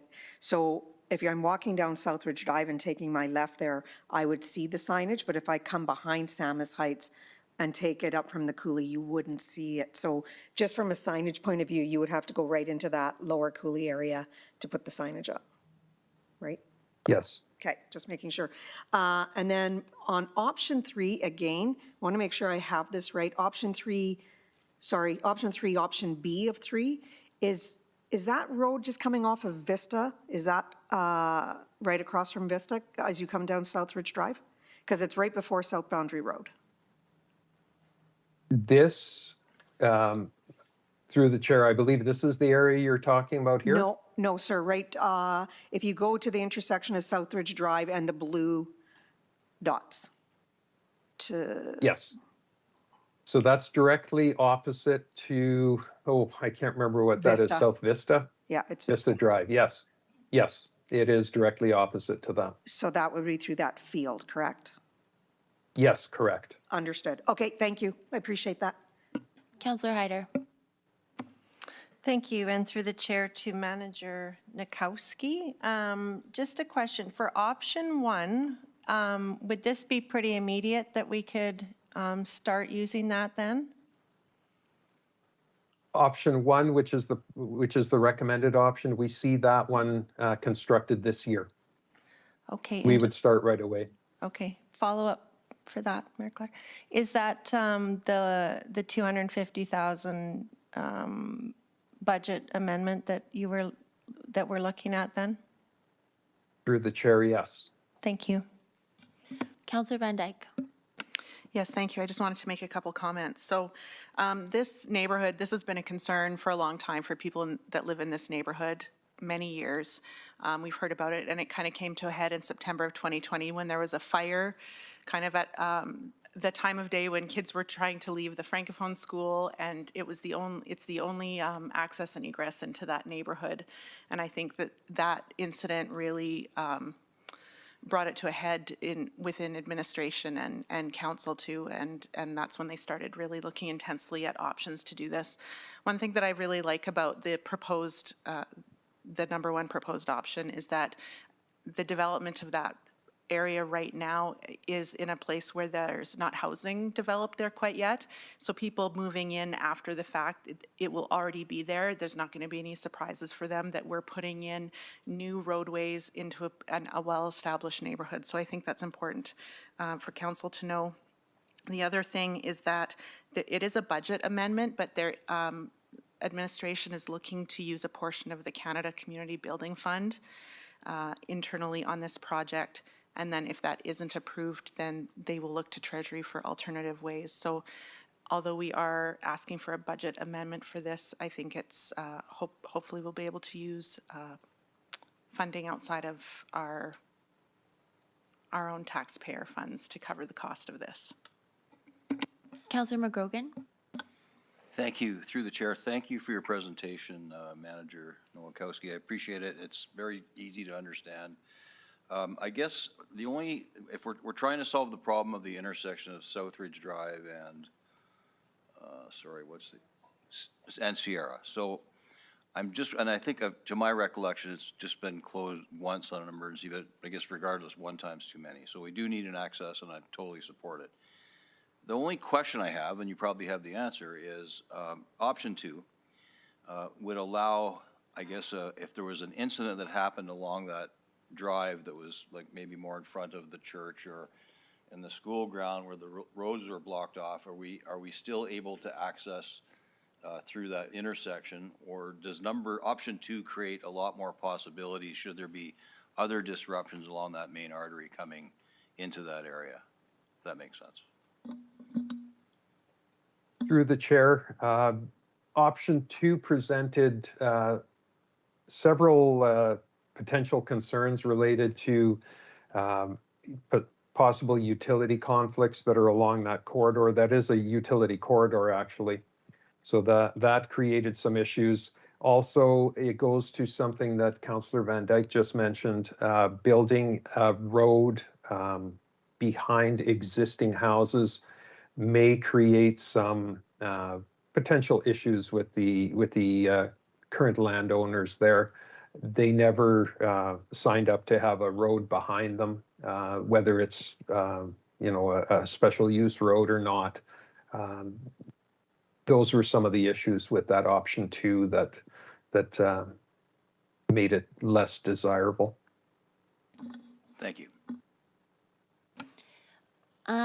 Manager Nowakowski, I apologize if you mentioned this already. Would this normally be considered on-site or off-site infrastructure? Like, would this be covered by off-site levies, or is this something the developer would normally put in?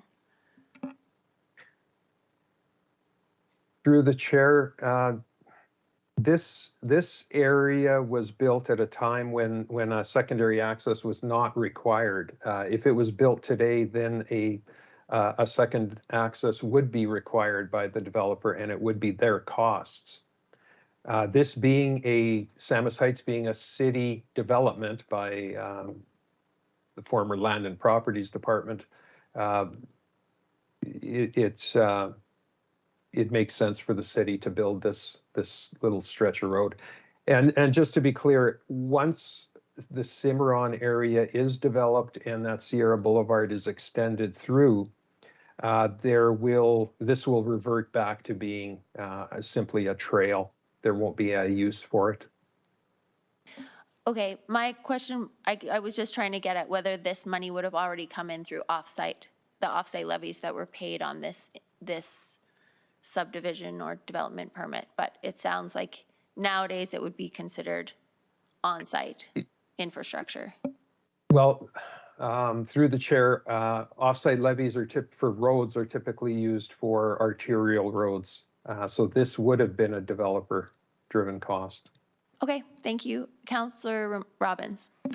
Thank you. Just, sorry, through the chair to Manager Nowakowski again. Sorry I didn't ask this earlier, but why only open the road during emergencies and not at other times? Why isn't it just always open? Yeah. Through the chair, there's a couple of concerns with keeping it open 365 days a year. It's not at an ideal location onto South Ridge Drive. It's located on a curve. That causes some potential concerns with traffic conflicts, potential accidents. And once again, going back to what Councillor Van Dyke had mentioned, those houses they're vacant lots right now, but this road was never contemplated during the planning phase of this development, and that could impact the property values there. Thank you very much. All right, seeing no further speakers, we'll vote on the motion. Sorry, I think I have to make the motion still, or did I? Oh, I did, sorry. Yeah. Okay, we talked for so long, I forgot, sorry. Yeah, so the recommendation is that council approves expanding the current emergency vehicle access to allow for two-way public traffic only during emergencies and when use of the primary access is limited, and a 2023 tangible capital asset budget amendment for $250,000 for the Samus Heights Special Use Access Construction Project. So we'll vote.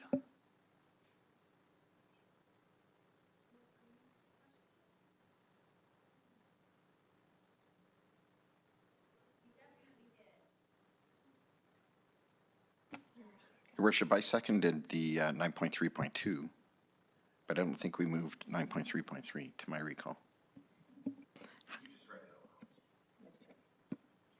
How about I just do it? I move that council approves expanding the current emergency vehicle only access to allow for two-way public traffic only during emergencies and when use of the primary access is limited, and B, a 2023 tangible capital asset budget amendment for $250,000 for the Samus Heights Special Use Access Construction Project. Second. Thank you. I think you were correct about that because we had the presentation. Good note, Councillor Dumanowski. We'll vote.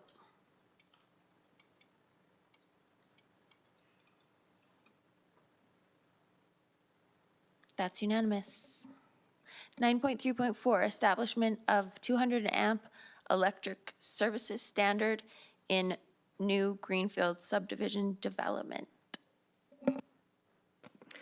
I move that council approves altering the minimum electrical service size engineering standard available within the City of Medicine Hat franchise territory for all new Greenfield residential subdivisions from the existing 100 amp minimum service to 200 amp minimum service effective July 1st, 2023.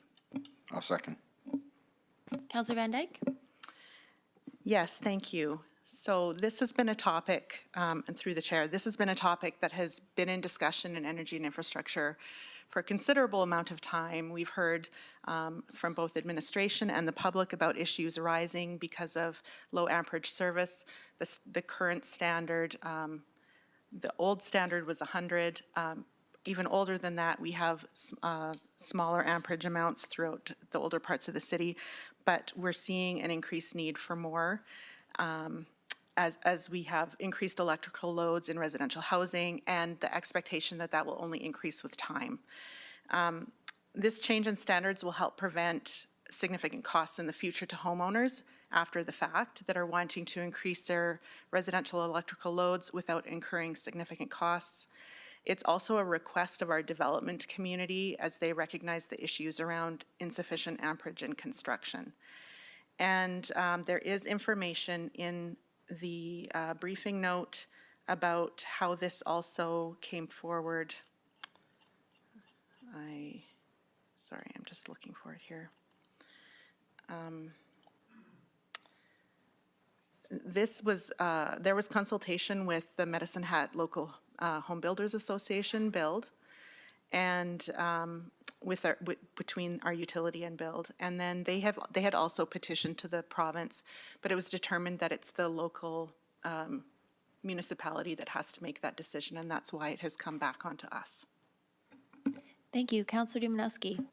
Just to build on Councillor Van Dyke's point, you know, there's two thoughts, I suppose, when it comes to expanding the minimum service. In some people's mind, it might be that we are just complicating or doubling down on an issue that continues to be topical when it comes to how we get our electricity load, et cetera. But when it comes to the home builders and others who have have spoken to staff and through committee, many of the developments today, there's an actual, and I don't have the vernacular in front of me, but it's an amperage load calculation or calibration that is done. And before a house can even be developed, regardless of a redevelopment or retrofitting, developed, many of these homes nowadays are of certain square footage. I don't have that in front of me, but when you include the likes of all the amenities that a typical home, a new home would have or would strive to have, notwithstanding the fact that we have many homes who are now adding added electrification load based on smart cars and not move toward that, it far exceeds 100, not necessarily 200, but it certainly exceeds 100. And so the next option is 200. Many other communities and developments have been using a 200 minimum service requirement for some time. The other argument would be that a retrofit, which has been a little bit of a bone of contention for some home owners or people seeking to redevelop or retrofit, is that the cost is extraordinarily high, and never mind onerous from the standpoint of time and development or redevelopment to add electrical load. And so doing it up front, there is a cost, but it is nominal compared to the longer term impact of ignoring it. And so this is an appropriate and noteworthy first step toward dealing with the electrification issue that it continues to grapple us, and I'm hopeful that council will endorse it. All right, seeing no further speakers, we'll vote on the motion.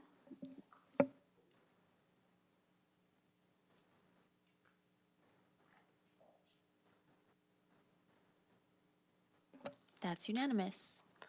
There are two information items under energy and infrastructure. Any questions on those? All right, seeing none, we'll move on to Public Services Committee. 9.4.1, Councillor Robbins, do you have any meeting highlights as chair of the Public Services Committee? Thank you, Mayor Clark, and through the chair. A couple of the things that we're going to talk about, but the one thing that it's not going to turn into a motion or anything, is we had a presentation about our community well-being plan, which has launched, including a description of who's on the community advisory team for the community wellness plan and some of the goals. So that's set out, I think it starts at page 110 or something like that, 108 of the agenda. So we had a great presentation from Director Prestako about that at the meeting. So I just wanted to highlight that work has been started, and there will be some community engagement opportunities there as we move forward with it. But they've got their advisory committee already, and when there's a list of all the people in the advisory committee, and I think good things will happen from that engagement for the well-being plan. Just thought I'd highlight that. Thank you. Any questions for Councillor Robbins? Seeing none, we'll move on to the meeting minutes of the Public Services Committee meeting dated June 26, 2023. So Mayor Clark, I'd like to move that council receives the minutes of the Public Services Committee meeting on June 26, 2023 as presented for the corporate record. I'll second it. Questions, comments? Seeing none, we'll vote on the motion.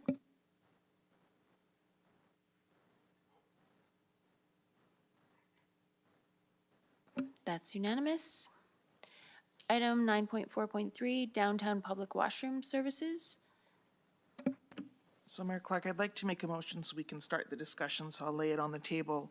That I move that council approves increasing the community development operating budget by $48,000 in 2023, $100,000 in 2024 to support additional security personnel items at the downtown transit terminal, and that the decision regarding build out of town square washrooms is delayed while other options are explored.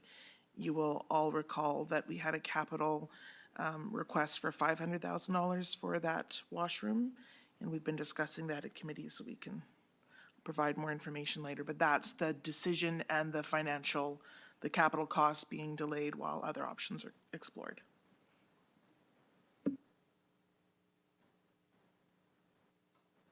Second. Thank you. Councillor Van Dyke. Yes, thank you.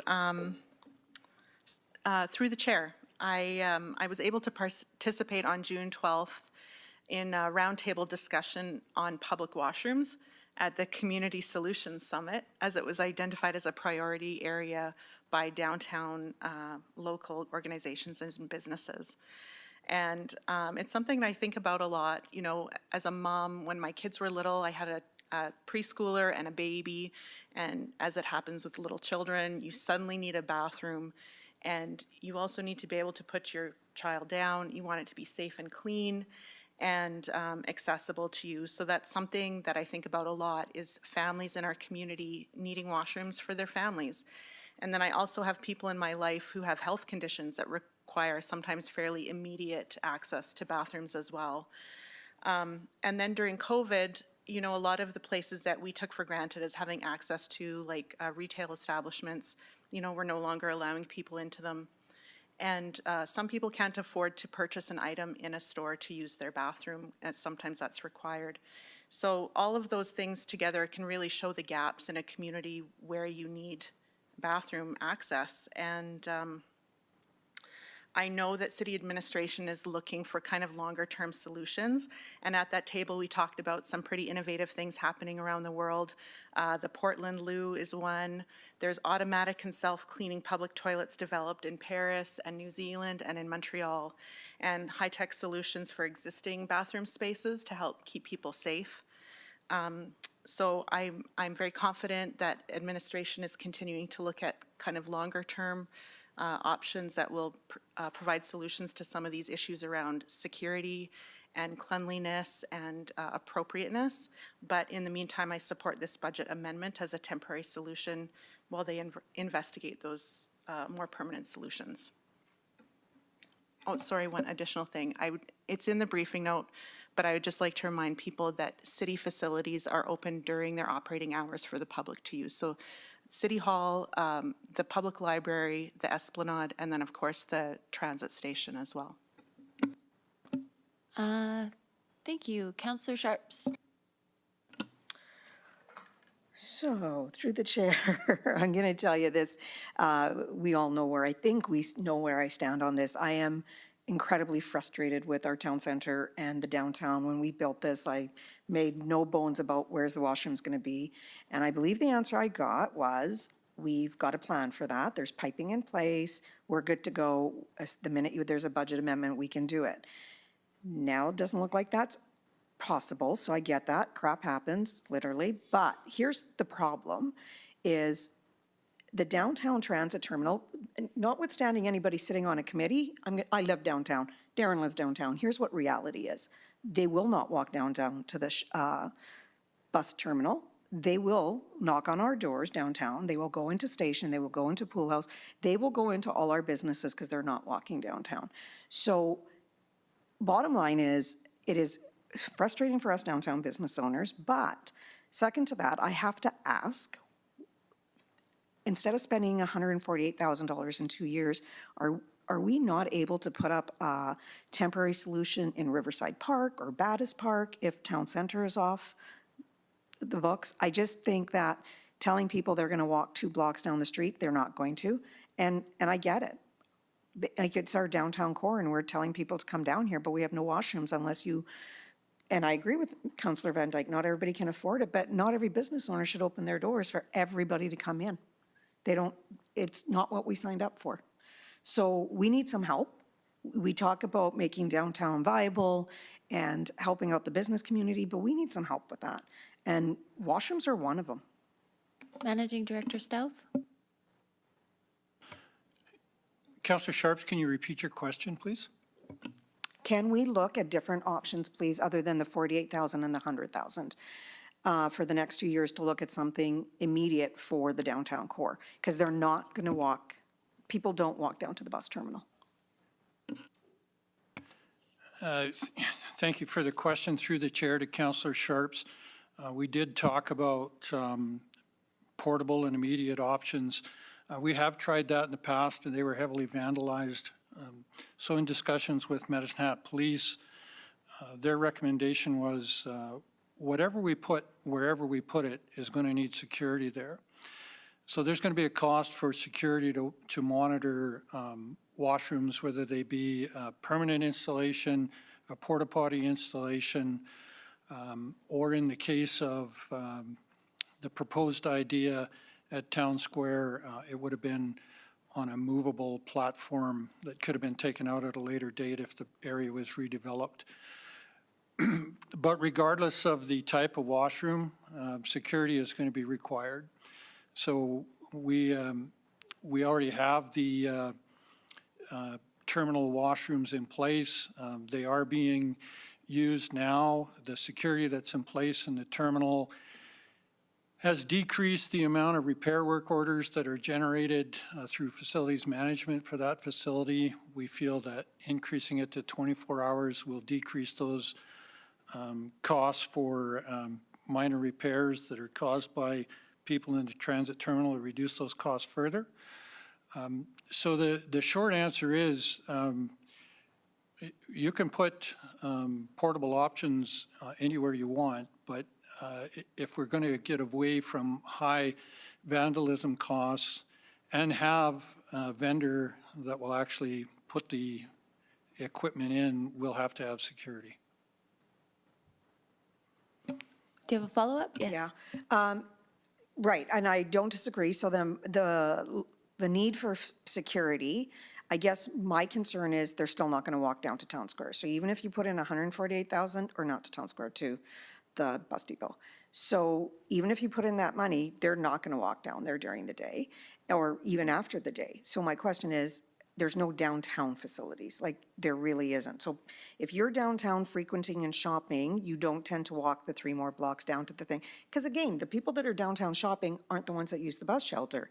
So I guess my question is, I mean, I see everybody saying downtown needs to be more pliable and business owners need to be a little bit more accepting. So my question is City Hall willing to be open? Are we willing to put the security here at the main desk and let the people walk in here 24 hours a day? Because if we're always expecting it from the downtown, can we expect it from the city? Managing Director Stouth. The public's welcome to use City Hall bathrooms when City Hall is open. City Hall isn't planned to be open 24 hours a day for bathroom access. If you look at the downtown area, if a washroom that's placed in Town Square would be a couple of blocks off of 3rd Street. The transit terminal is 1 block off of 3rd Street. I don't actually know how to answer your question, Councillor Sharps, unless we were to put several washrooms downtown. The fact of the matter is there are unsanitary conditions that are occurring in the downtown area now. We are surveying downtown businesses to try and get a baseline of what that is. And after we've had, if council approves this amendment and we open the transit washrooms 24 hours a day, we'll be back in 6 months to check with those business owners to see if conditions have improved.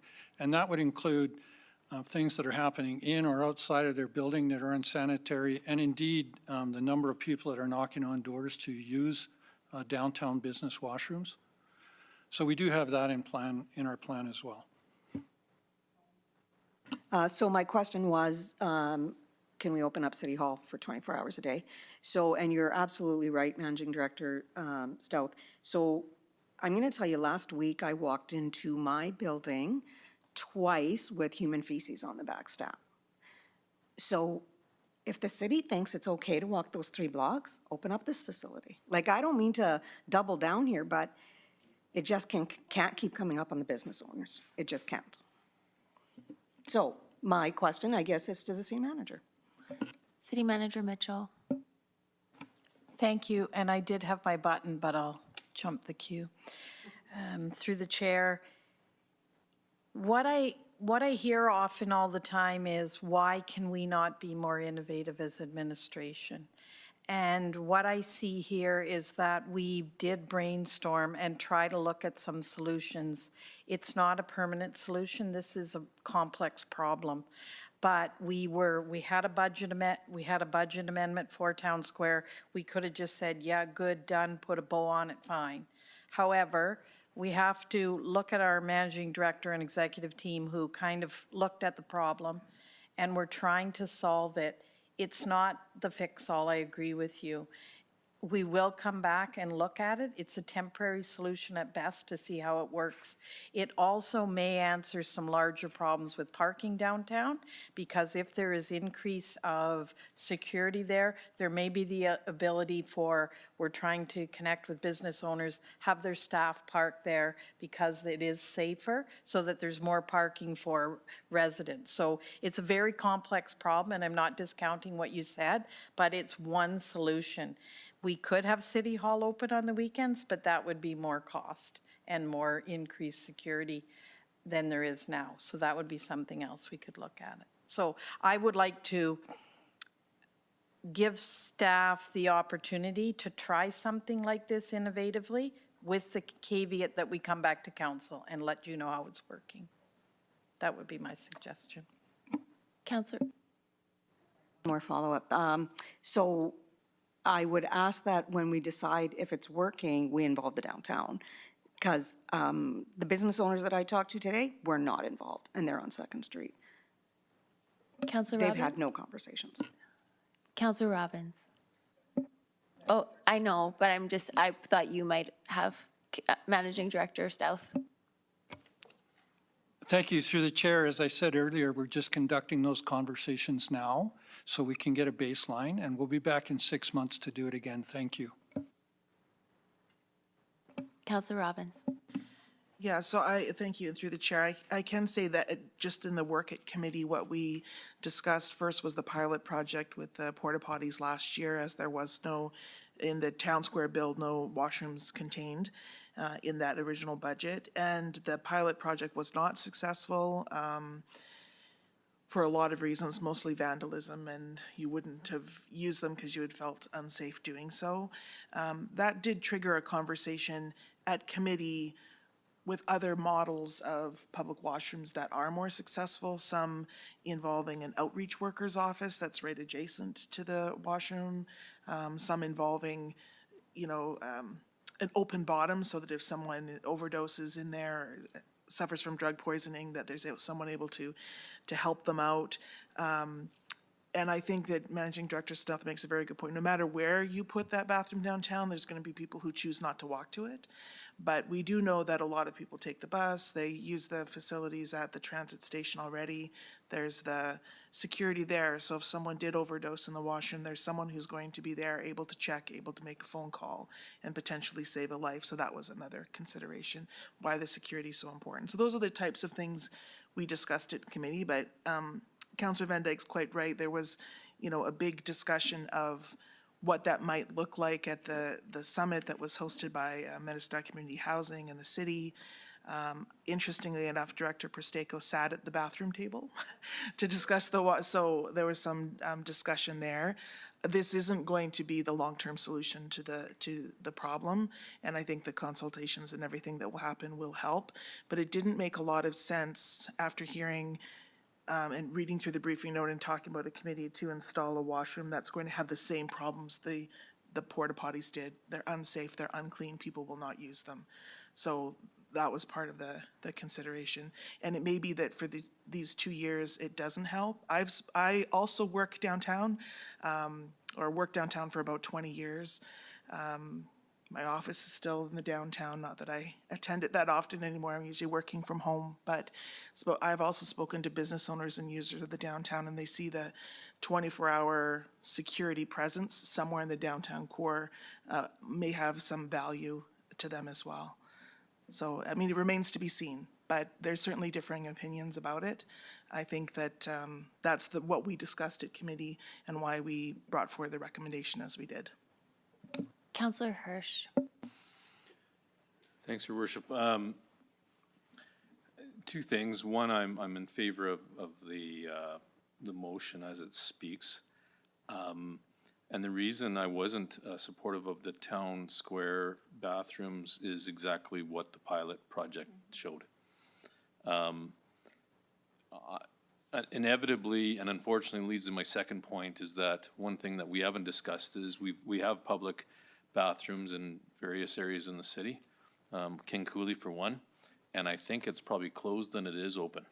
Between the unsupervised people that go in there and put tree branches, do whatever they can to, there's been numerous floods there, et cetera, because of the vandalism that occurs. So I'm with Councillor Sharps to try and look at an option. I feel hopefully there's some innovation down the pipe that can maybe be helpful, but the fact that any chance that there's be any unsupervised bathrooms, inevitably we're going to run into problems in terms of the vandalism. For all the problems, Councillor Van Dyke, you indicated, you know, you got children. I did as well, but I would tell you that I still probably wouldn't use the bathroom if it's unsupervised by that, because I've been, again, downtown many times. In fact, it was the stairways of the parkade that I wouldn't even walk into. So the whole lack of supervision is, again, something that is of concern for me. It's unfortunate, it's sad when other groups definitely would want to have that benefit, but it's always the bad apple that spoils the bunch. So that's kind of where we're at. But as far as kind of where I'm hopeful we can land on something that is innovative and can check all the boxes we're looking for from a sanitary point of view, et cetera, but I think this is something that I'm willing to support. Thank you. Councillor McGrogan? Thank you. I think I hit my speaker button before some of these points were raised. Again, I support it as well. It's not an ideal solution. I understand that the downtown business people, I actually met with one this week, and one of his concerns was the use of his washroom, and they basically have had to lock them and all those kind of things. So what they're doing is, so we have we haven't spoken the word, we have a vulnerable population that we never had before, and an addicted population that frequent the downtown area. And we're grappling with ways to deal with this. And this is not a great end of the run decision or choice, but it's one I think that's absolutely necessary right now, unfortunately. I'd like to know how the recruitment process goes for this, but I support it. We have a bigger problem that is, it's a horrible problem, and I think when you put security on a washroom, some addicted folks that might want to use drug paraphernalia might try to find something that's not supervised by security. So we're going to be playing cat and mouse for a while, but I think this is a great solution. I don't think we should be building bathrooms in the town square area right now, so I support that decision as well. This is a great stopgap, and I really I hope someone finds the magic solution here. Thank you. Thank you.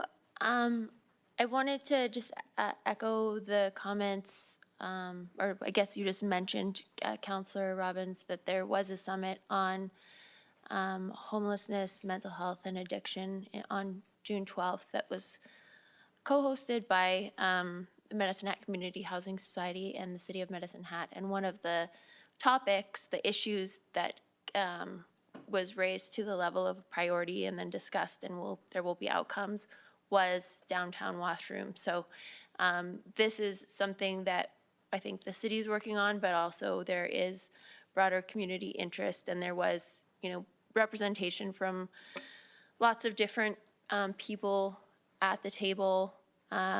So I think completely agree that, it's a community issue that needs a community solution. I apologize, Managing Director Stout. I'm obviously misunderstanding something. So the briefing notice for the washroom to be open now 24/7. The recommendation says that there will be increased security from 6 a.m. to 6 p.m. Is that supposed to be the overnight shift, or is that just increasing the security during the day? Thank you, Your Worship. Through the chair to council, currently the washrooms at the transit terminal are open and supervised by security from 6 a.m. to 6 p.m. The budget amendment would allow us to have supervised security on site for an additional 12 hours per day. So I think it might just be, is the security there at nighttime now or in the daytime? The security is there from 6 a.m. to 6 p.m. Okay, so I think there might be an error in, like just a typo in the direction.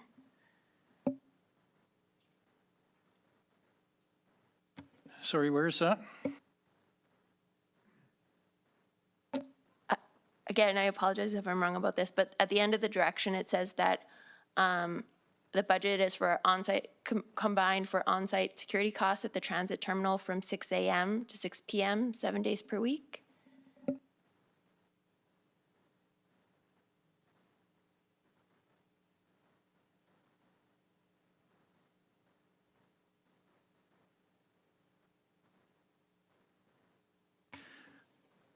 Through the chair, Your Worship, you are correct. That should read 6 p.m. to 6 a.m.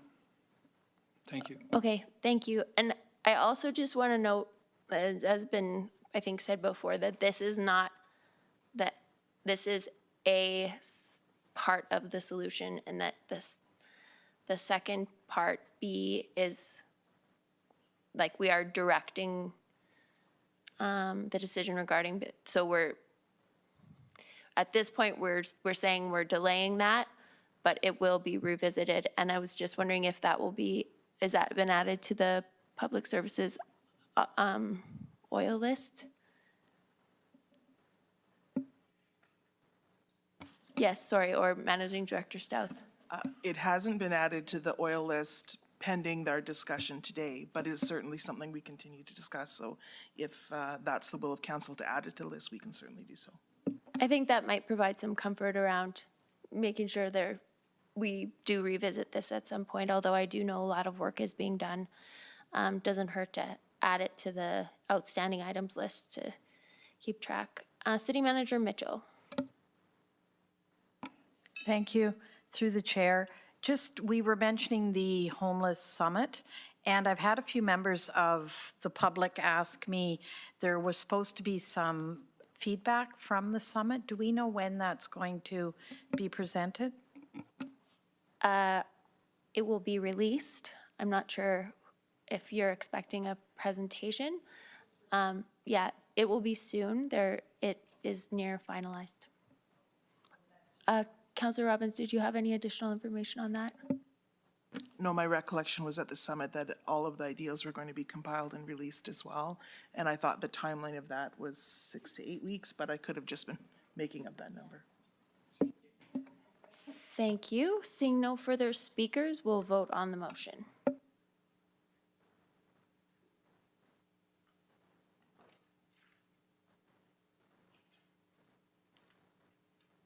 And that passes.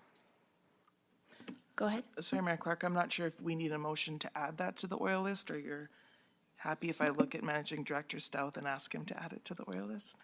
All right. He is giving you the thumbs up. There are 2 information items on the Public Services Committee minutes. If anyone has any questions. Seeing none, we will move on to item number 10. Police Commission meeting minutes for information from April 19th, 2023 and May 17th, 2023. Are there any questions on either of those items? Seeing none, we'll move on to new business. Item 11.1, Comco Energy Rate Offerings. Managing Director Pancoast. Yes, thank you, Your Worship. Council, you'll see in front of you, there's 2 briefing notes that are related, and that's really driven by, one of them focused at the Comco level, the business level, which is the commodities business of both NGPR, the natural gas production side of our business, as well as GenCo, the electric generation side of the business. The second briefing note is more on relief options. So you can think of them together. The first briefing note, however, really is intending to offer contextual background for why we have been pricing our rates based on fair market value for the commodity portion of our rates since 2009. It offers a summary of the philosophy for why we opt to allow the Comco business to behave as a business. And it highlights the overall value of ownership, both qualitative but also quantitative, through the delivery of dividend back into the municipality, whether those dividend dollars go into the Heritage Reserve Fund for later use of interest earnings, or whether it be directly to fund amenities or to offset programming costs. And importantly, it establishes an intent to really be disciplined to try to keep the traditional municipal and or political decisions separate from business decisions. We recognize it's highly unusual for a municipality to own a business such as Comco, and we're trying to be clear of what's a business decision, including rate design, and what would be an appropriate community-based decision that really does offer tools and intent and ability to help broad socioeconomic considerations across the community. And really suggesting that in order to allow a business to behave as a business, that is the approach of following fair market rate design and making sure that those are intact with the benefits flowing through dividends back to the municipality.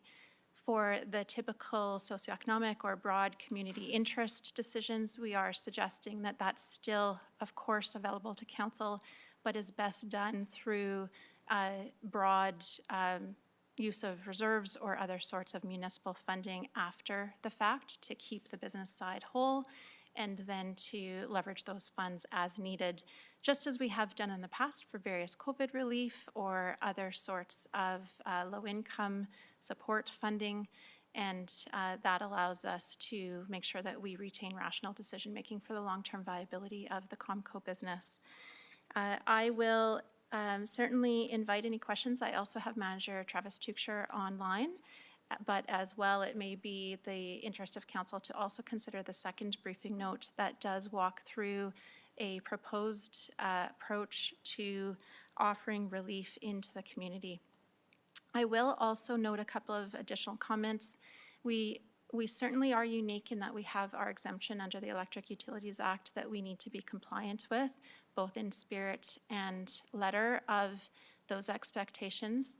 And one of those things to be mindful of is if we do end up changing rate design for the purposes of trying to provide relief into the community, that rate design does need to impact all like class. So if, for instance, you're wanting to impact the residential class, that not only impacts the residents within City of Medicine Hat, but it also spills beyond our boundary, and that would be direct dollars going out the door beyond our taxpayers and beyond our local ratepayers. So just to be mindful of that, and otherwise to offer it over to Acting Managing Director Robinson to walk through the second briefing note, unless there are questions on this first one before we combine them. There are, thank you. Councillor Hirsch.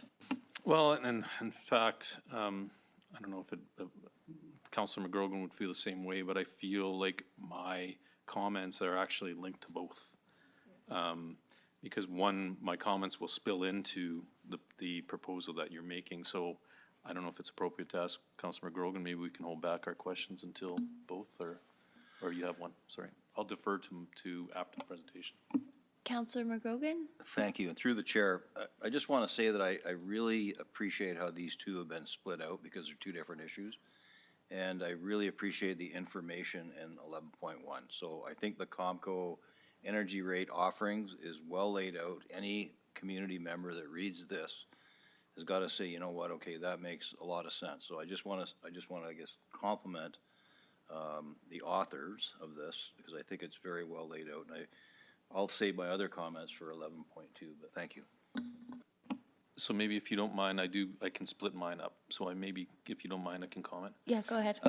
So through the chair, I had met this week with a concerned individual, we'll just leave it at that, who talked about life pre-2009. Can you help me understand, you're definitely making the comment in terms of the rationale.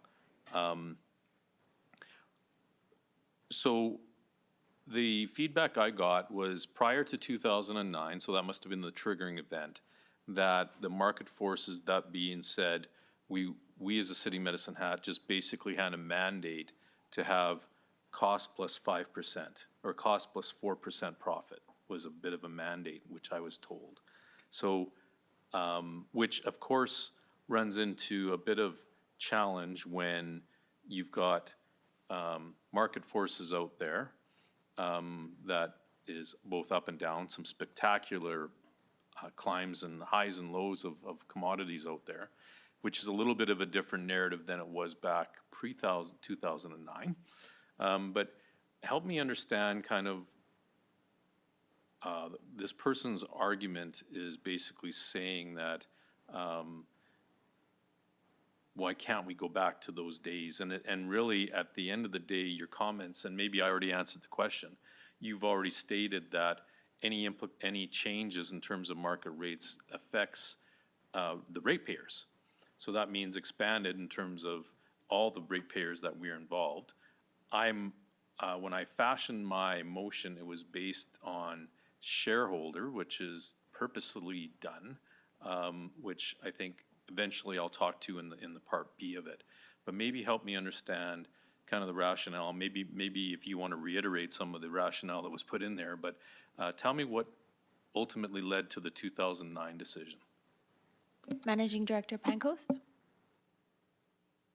Thank you, through the chair. Certainly it was before my time, but what I do know of it, even in the assumption that it was fixed plus or a cost plus type of approach, certainly with any commodities, and commodities very much cyclical. I think this, being the gas city, we've been attuned to what boom and bust looks like. And that typically means a roller coaster of up and down. And if it's cost plus, you're really levelizing what that looks like. Now, in that time frame, we would have had significantly more volumes of our own produced natural gas. So we would have had, on the electrical side, much more of a natural hedge, where our input cost was known to us and controlled to us, and we could simply price on that basis. I believe, Acting Director Mach may be able to assist, but I believe we have now less than 10% of our volumes on the distribution side come from our own produced volumes. None of our volumes for electric generation come from city production. It all comes from the provincial system. So we are now a price taker for our input costs on electricity, so that is a big shift. But even back pre-2009, it works well if our costs are lower than the market. It doesn't work well if our costs are higher than the rest of the market. So I believe that's what triggered let's peg ourselves to the market, was a moment in time where our costs were higher than the rest of the province, and we were starting to ask our customers to pay more than everybody else was in the rest of the province. By pegging it to the market, it essentially requires us to behave as a business and to be competitive through time in the long term. It allows us to essentially benchmark our performance against some of the other players. It allows us to respond with appropriate price signals to us as a business, whether we should be investing into the assets to make sure the reliability is there, to make sure that those volumes and capacity is there for growth. Even for consumers, the price signal would be there. If prices are high, indicating energy scarcity, it suggests maybe we ought to start investing as consumers into energy efficiency and saving energy, putting our clothes on the line rather than using a dryer as a simple example, or perhaps even investing in residential solar through time. It really forces us to think through those energy commodity cycles, think about risk management solutions, really consider what does our debt look like. If we are facing energy transition, it is a big uncertainty for this business. Whether I'm really mindful, for instance, that depending on regulations coming at us, it is possible that we may be forced to shut down our thermal electric generation assets in time, and we need to be thoughtful about what that could mean for this community.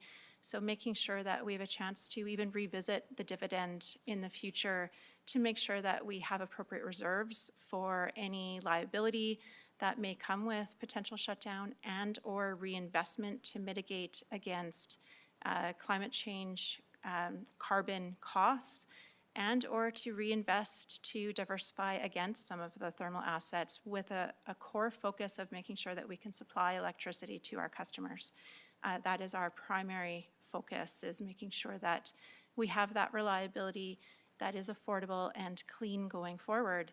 And the true metric as to whether we are affordable is where you can get it elsewhere in the province, as a key example. We want to make sure that we're in step with what the rest of the province is doing, and if we can't be, then we should be questioning whether we should be in the business. Thank you. Yep. All right, seeing no further speakers on this item, but recognizing that there may be questions on this item after the next item, over to you, Managing Director, Acting Managing Director, oh my goodness, Robinson. Thank you, Your Worship. As requested, we've put together a briefing note of relief options to counter the rising costs of energy with the year-to-date and forecasted energy commodity profits. So we put that together for your consideration. I wanted to be a point of clarity is that the options that are listed here are for residential customers only. So large industry, commercial, and street lighting are excluded in those options. It's not particularly clear in some of the options, but that's an error on our part, but it's basically across all the options, residential only. I do have Director Barta online and Manager Smaltz online too, to support, ask any of your questions that you may have and further conversation. Thank you.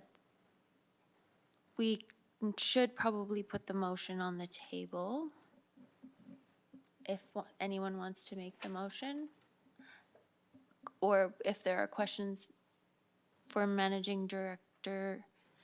Acting Managing Director Robinson first, we could do that, but there is a motion to be made here. Councillor Hyder. Thank you, and through the chair to Acting Manager Director Robinson. If I'm reading this correctly, the relief would just be for the Fair Entry Program applicants, not for all citizens? Through the chair to Councillor Hyder, that is correct in our recommendation, yes. Okay, thank you. I will note, our Councillor Hirsch and Councillor Knodel, are your items more in the line of questions or debate of the actual motion? Okay, so we'll need to get the motion on the table then, if someone wishes to make it.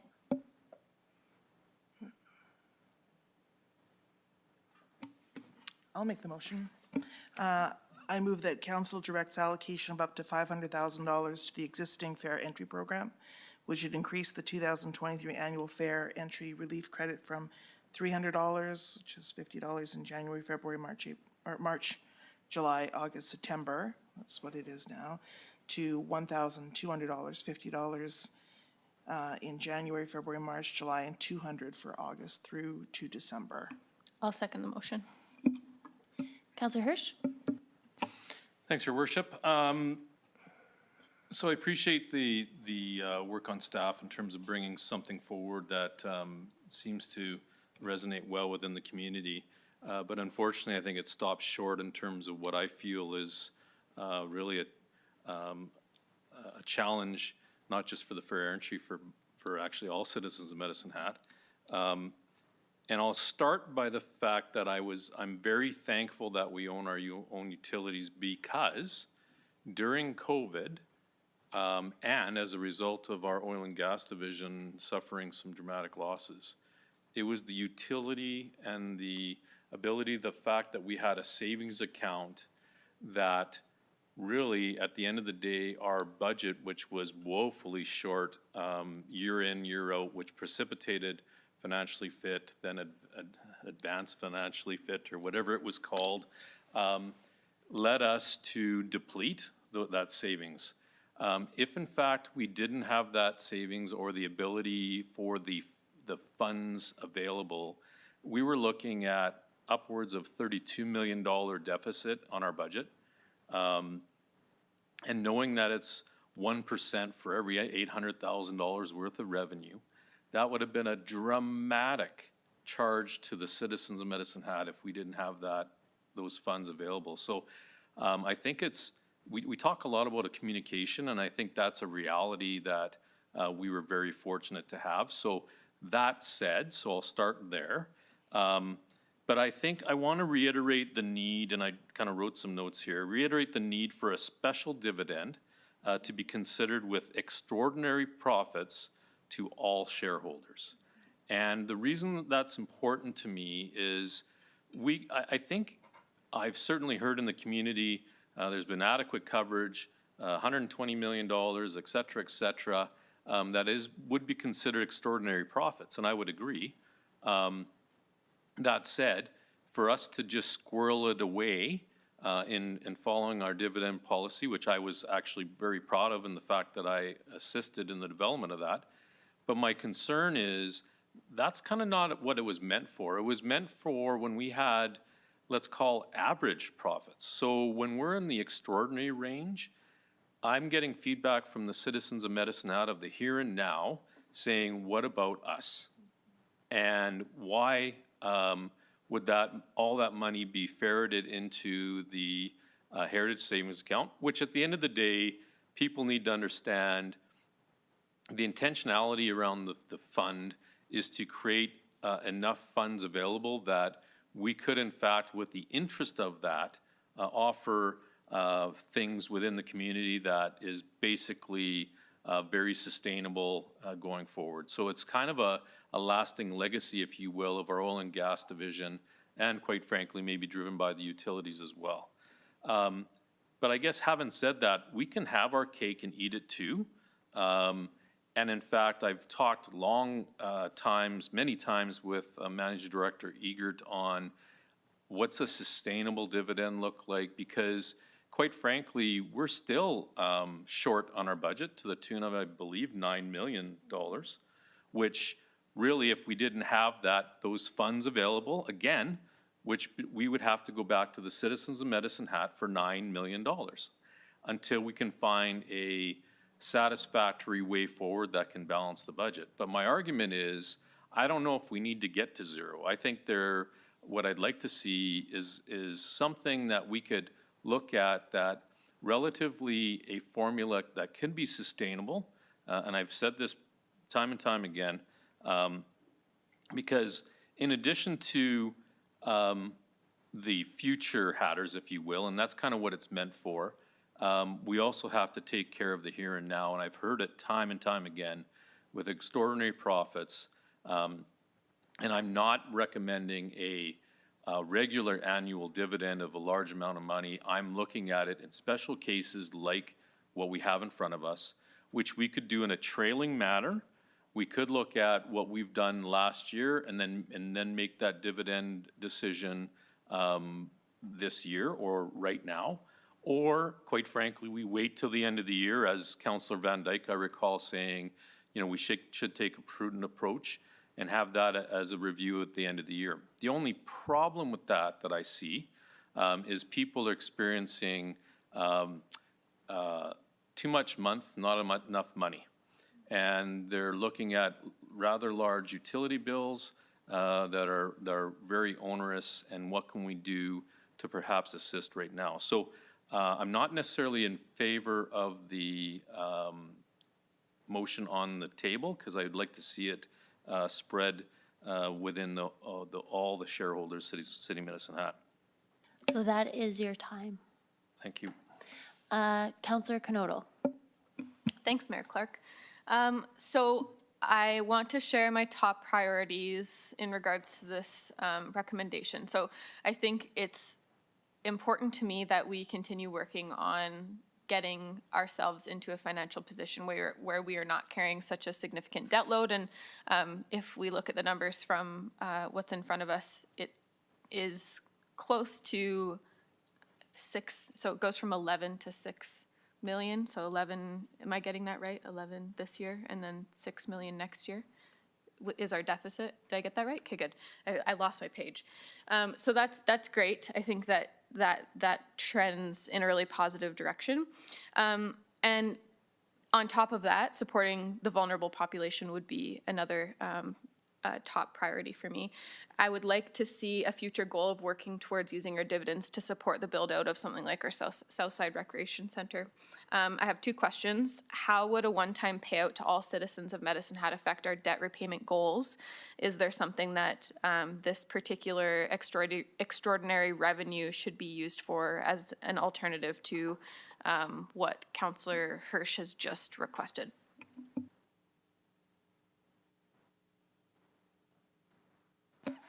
Yes, go ahead. Yeah, so one of the options that was considered in the briefing note, I'll draw your attention to option 1, was relief to all residential customers.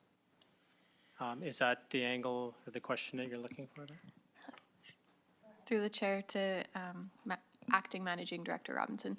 I'm looking for, so in this briefing note, we've been offered the option to create some support for people that are at a certain income threshold.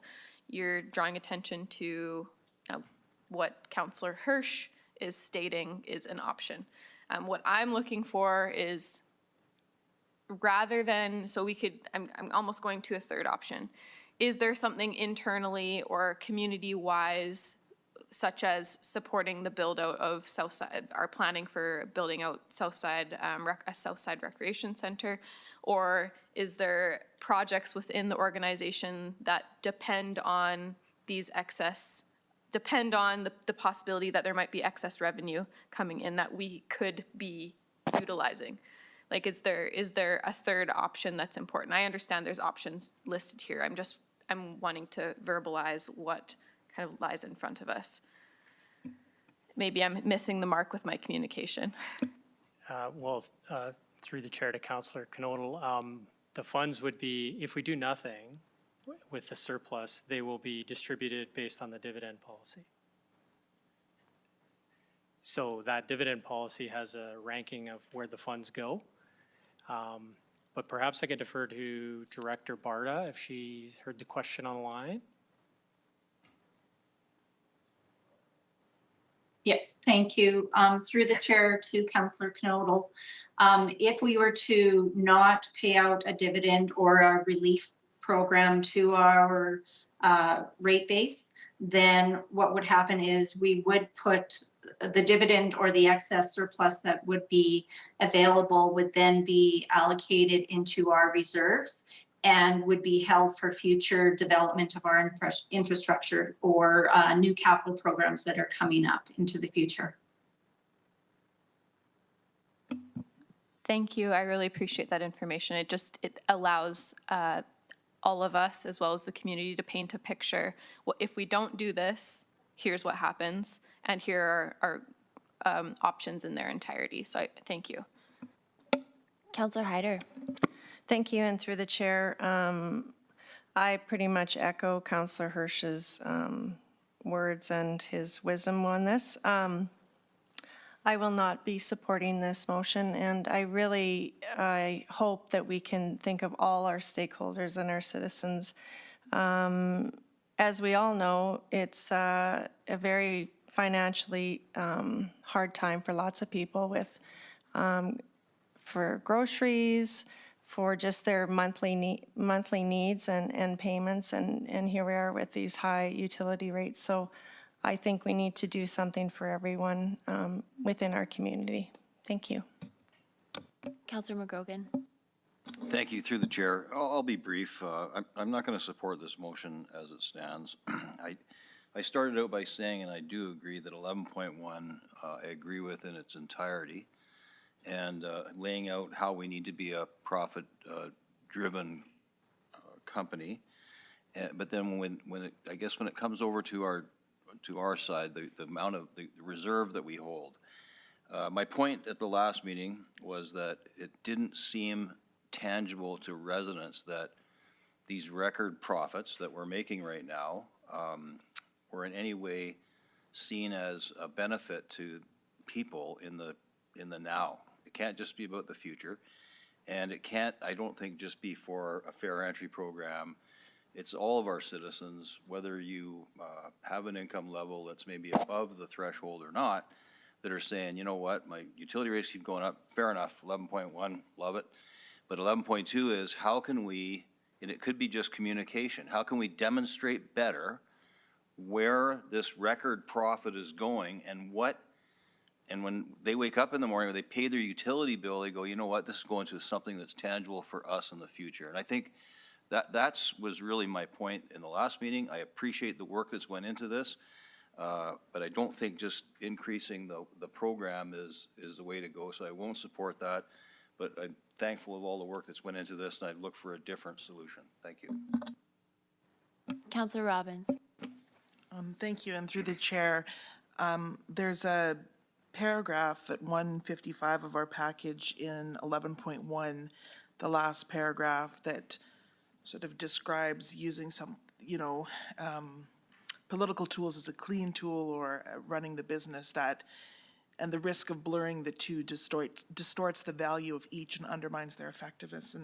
And I must say, before I was on council, I didn't fully understand that is a risk and we shouldn't blur the two. So having said, so I understand that, and I like Councilor McGrogan says, really appreciate that briefing note and Manager Dr. Panko's description, her answer to Councilor Hirsch's question earlier. I find myself, I'm going to support the motion as it is, because I think that this allocation to the Fair Entry Program will be helpful to people in the here and now who need it the most. So I'm going to support it, but I'm not quite done thinking or talking about it, because there was one other option on this list that I liked part of it and I thought it could be expanded upon, and that was the last option. Let me find it here. Sorry, I've clicked my page. Oh, here we go. Defer until year end for some certainty of because we don't know what's going to happen in the summer, and that's the frustration of a lot of citizens, is which one of these options do I choose? I don't really know. By the year end, we're going to know what had happened throughout 2023. The annual dividend amount is going to be finalized, and then we can make some decisions what to do with the funds. So 7 is reduce the 2024 taxation rate, which is great if you pay taxes, but there's other citizens who live here that don't pay taxes. So I get that number 7 says this sort of keeps the dividend and benefit to the property owners in Medicine Hat, but it eliminates renters. I would imagine it would eliminate people who live in a condo. It doesn't provide immediate relief. I think the immediate relief we might be able to manage, but how we allocate some of that dividend back into people's hands and create that Medicine Hat advantage, which they're not feeling monthly because of these rate changes. I think there's something in 7 I would like to explore a little bit more, because we'll have more certainty. But in the meantime, I think that this increase to the Fair Entry Program is going to help a lot of people who are in financial dire straits at the moment. And so I will support it for that reason, but I would like to keep, and maybe I'll have to make a second motion if anyone's interested in what I'm saying here, at the year end, to come back and discuss this again and say what benefit to the citizens of Medicine Hat, and I mean citizens, not just taxpayers, and that's why 7 doesn't quite work for me. What benefit could there be if we have these record profits? Again, we're of course putting money away from the future, but what about the people now, and what do they need? So I would like to discuss 7 further and expand it, but at the moment, I'm going to support the $500,000 fair entry. Councillor Sharps. Thank you. Thank you. So I read this a few times and definitely struggling with having a suggestion that only targets 0.5% of the population. I agree, we need to look out for the vulnerable, but we also need to look out for business owners that are going through crazy utility rates and they're not even in their businesses. They're having to change their hours because of utility rates. I think there's a lot more going on other than our vulnerable population. Again, I think we do need to do something for them. I don't think this is it. I believe Councillor Hirsch at the last council meeting put a motion on the table for us to look at the end of the year. And I would be happy to look at it for all citizens at the end of the year. But for this, I will not support this motion. Just to clarify, I believe the motion was not the end of the year. The motion was to bring it back. I think this is the response to the motion. This is a response to Darren's motion? I believe so. Well, he said he specifically. City Manager Mitchell? We can just take a look at what the motion said.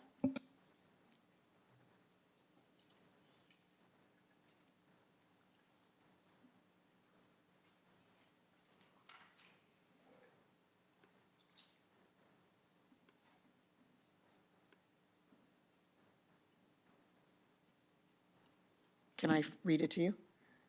On the June 19th, 2023, Council directed administration to prepare one-off options to explore possible rates and/or solutions to the present shareholders of the city utility, examination of fixed versus variable and potential options. But Darren did say at the end of the year. Oh, sorry, Councillor Hirsch. Councillor Hirsch, am I wrong? Well, I'm looking at options, so I think what the intention was, and I mentioned it tonight, if the ability for us to start a staggered start, we would look at the results of the previous year that could indicate dividends for this year. Yes. So I've thought this through as well. For me, I go back to Councillor Van Dyke indicating the same thing, that really we have a trending occurring, but we don't know what the final number is going to be until the year ends. So, but that said, we could start the precedent where we start from the previous year where we had a good year as well for this year and then start for the next. But again, this as it's presented isn't something that I was looking for. Thanks. But for clarity, City Manager Mitchell, this administration brought this forward as a response to the motion. Yes, okay.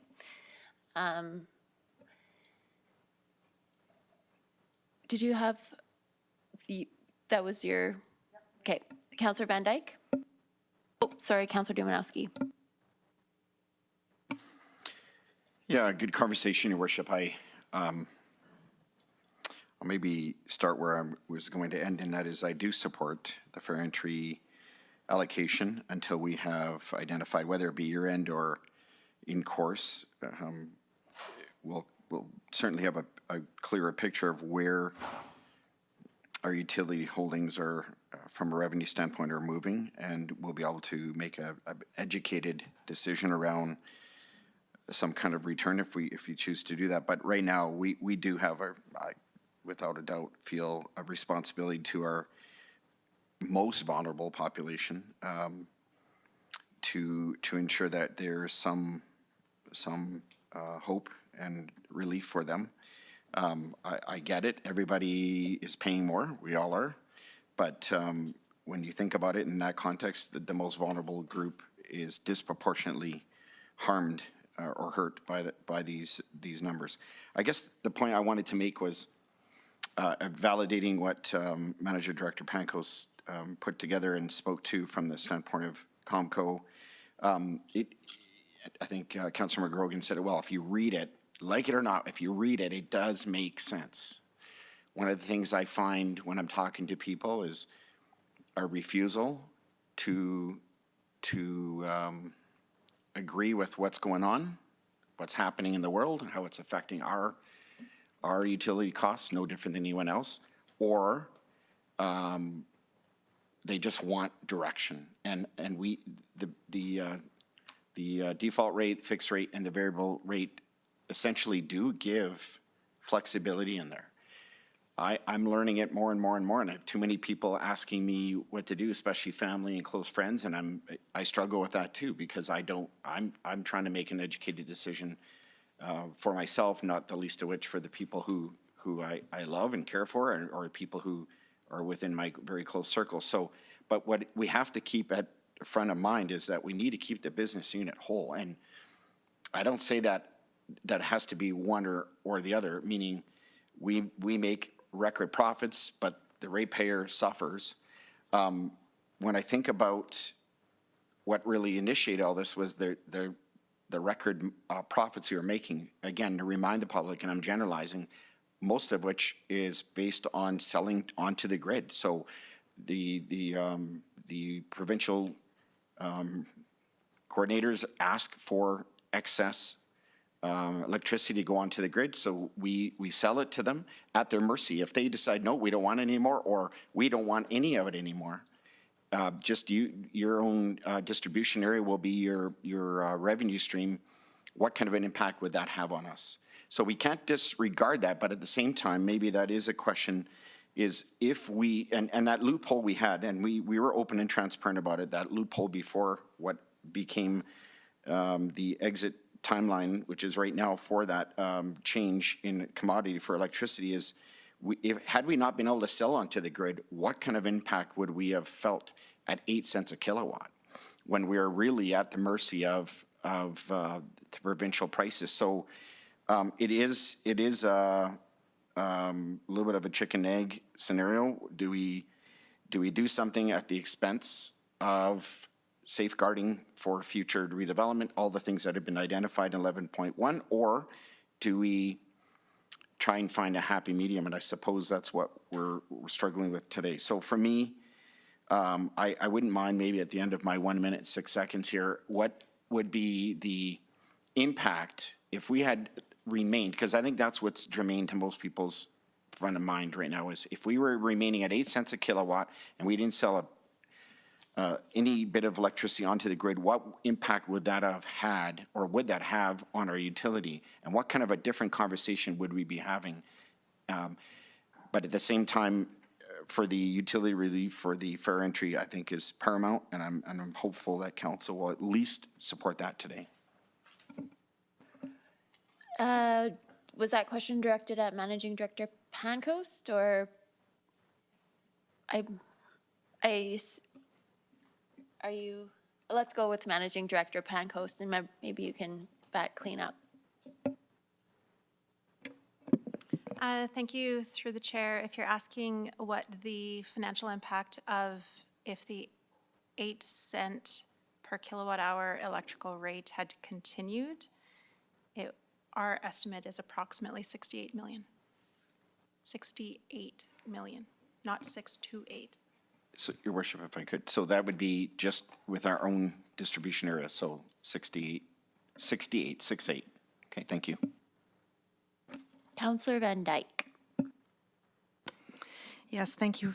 Thank you very much, and through the chair. I wanted to thank the group that prepared the 11.1 energy rate offerings information packet, because as Councillor McGrogan pointed out, it's very informative. I'm hoping that people in the community will read it as well, because it gives a lot of good information on how COMCO operates in the city. And so that's really helpful just for general information to the public.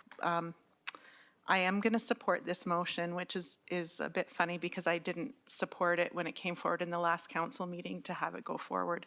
But I do agree with what Councillor Robbins and Councillor Dumanowski has said, is that this specific motion coming forward supports people who need help the most in the moment.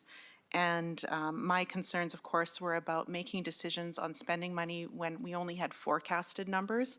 We still have half a year to go, but the amount that is given here of $500,000 is easily absorbed into our current budget without it compromising either the municipality or our business in the future.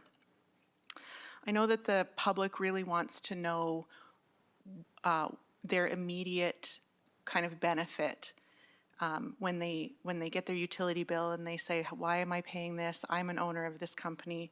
Why is this so much? But I would like to refer you instead to another document that you would receive in the mail, which is your property tax bill. That given the current, sorry, my mind is blanking out. It's getting to be that time of night. given the current deficit that we have of 11 million this year and 6 million next year, if we had increased your taxes to cover that of $11 million, that would have been 13.75% increase on top of the 3.9 that we already had approved. And how significant that would be if you were paying that monthly. You know, that's a considerable amount of money, and that's what we have grown to rely on from COMCO. So I'm not opposed to looking to see at the end of the year where we stand once everything, the dust has settled in the budget and with operating costs and potentially capital costs associated with other things coming forward through COMCO. As we all know, we have a lot of abandonment obligations, energy transition, and a lot of unknowns with CCUS. And so I would be comfortable looking at the end of the fiscal year to see where we're at and then making a decision based on that. But I will actually support this current motion as it stands for the low-income cutoff. Councillor Sharps? Sorry, thank you. Through the chair, I actually forgot one of my questions to the city manager. Can you tell me what, on that amount of profit, how much was actually sold to the grid? I'm going to turn that over to Managing Director Pancoast. Through the chair, I don't have that number handy. Typically, it varies depending on prices in the market, but typically it is roughly a third. Certainly, our obligation is to our internal customers first, but because we build to something called an N-1 that allows for full coverage for our peak load plus an insurance asset, so to speak, that difference between what we've built and what our peak need is, and even down to our minimum, we are able to sell to the grid, and that is to the benefit of our dividend. Thank you. Just, could I actually get that number? What our actual profit was to the selling to the grid? Because that's what we're saying, is that we made this money from selling to the grid, not off our ratepayer. So I'd just like to understand what that number is. Just to clarify, is that what you're saying? Yes, through the chair. And I can certainly get you the revenue number. I assume you're looking for our net revenue after costs. Thank you. Sorry, Managing Director Pike says, yes, I am. We've just been saying out loud several times that this wasn't made off the ratepayers, it was made off the grid. So I just want to know how much was the total, how much was the grid, because it should be really, if our community can see that, then they'll know they didn't flip the bill on this. It was from the grid. So that number, right, it's just facts. Right, thank you. Councillor McGrogan? Through the chair, I think it's incumbent on me to, I'm going to change my stance, but I'm not doing it because the fair entry program is a good program, but it's kind of not really what we, I guess, asked for. But I can't say that what we're doing is wrong. I think it's a step one of another step. So I don't want it to appear that I don't want to ride the rail here, but it's not like I'm opposed to the fair entry program. But I think that we want more. So I think Councillor Councillor Robbins said it. What about the end of the year? Do we look at our profits then and make a decision about how we can support all of our stakeholders? But in the meantime, I will support this, but we need to put a motion forward, and I don't know how I would do that, to have a look at our profits at the end of the year and determine how all of our stakeholders can benefit from these record profits and what that's going to look like. I'm going to take heat from some of the folks about this. City Manager Mitchell? Thank you, and I do agree, through the chair, I do agree with you, Councillor McGrogan. We have been wrestling with this for a while. There's been different requests from council, and what we're trying to do is answer a piece of it, but it is only a piece of it. So if we could make a motion that gave clarity on what you'd like to see at the end of the year, that would be really helpful to administration. I have a couple comments. Were you going to make a motion, or are we going to respond? Oh, I was going to ask Councillor Hirsch to clarify his, and put it back on the table. Oh, okay. Similarly, I support this motion. I don't think it's fair to people who would qualify for this benefit to be held hostage while we kind of figure something else out that might apply to more people. I prefer looking at the end of the year because we have a deficit that we continue filling with our energy profits that may not be there forever. So that's what the Heritage Fund is for. It's to close that gap. And so I will keep an open mind for the discussion that we will hopefully have at the end of the year.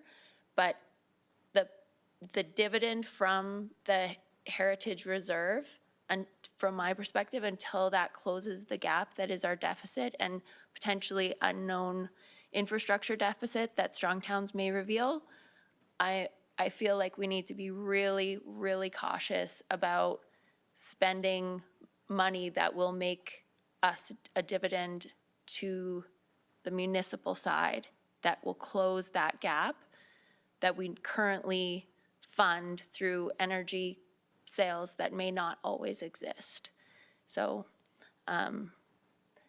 I wouldn't probably support anything that deals with kind of sorting out a dividend to our shareholders at this very moment. I'd like to see how the entire year pans out and what our potential dividend to, or the free cash flow that would go into the Heritage Reserve, and then look at what the different scenarios are, given if we put all of our free cash flow that we're allowed to put in there into the Heritage Fund versus less than that, and when that allows us to be deficit free or not. So Councillor Robbins had a motion that she wanted to put forward, I believe, but we will vote on this motion first. I was going to say, I think we have to go vote on this and then go back to Councillor Hirsch's motion if there's clarity required, but I think he's already made this motion at the last meeting. But anyway, we have to do this one first regardless. Yes, we are voting on, what is on the screen.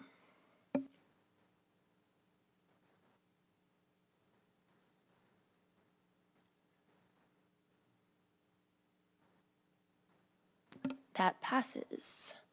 Councillor Robbins, you had a motion. Do you, I believe the motion that was in the minutes was your motion that was made, that you and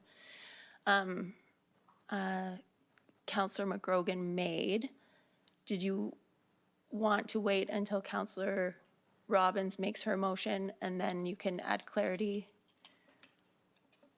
I think the motion, quite frankly, which whether we were on the mark or not, was to have a discussion towards the end of the year. So I think there was some discussion that that's the case, and if that's the will of this council, then I'm comfortable with that. Okay, thank you. Councillor Robbins? I actually would like to make a motion, if I may.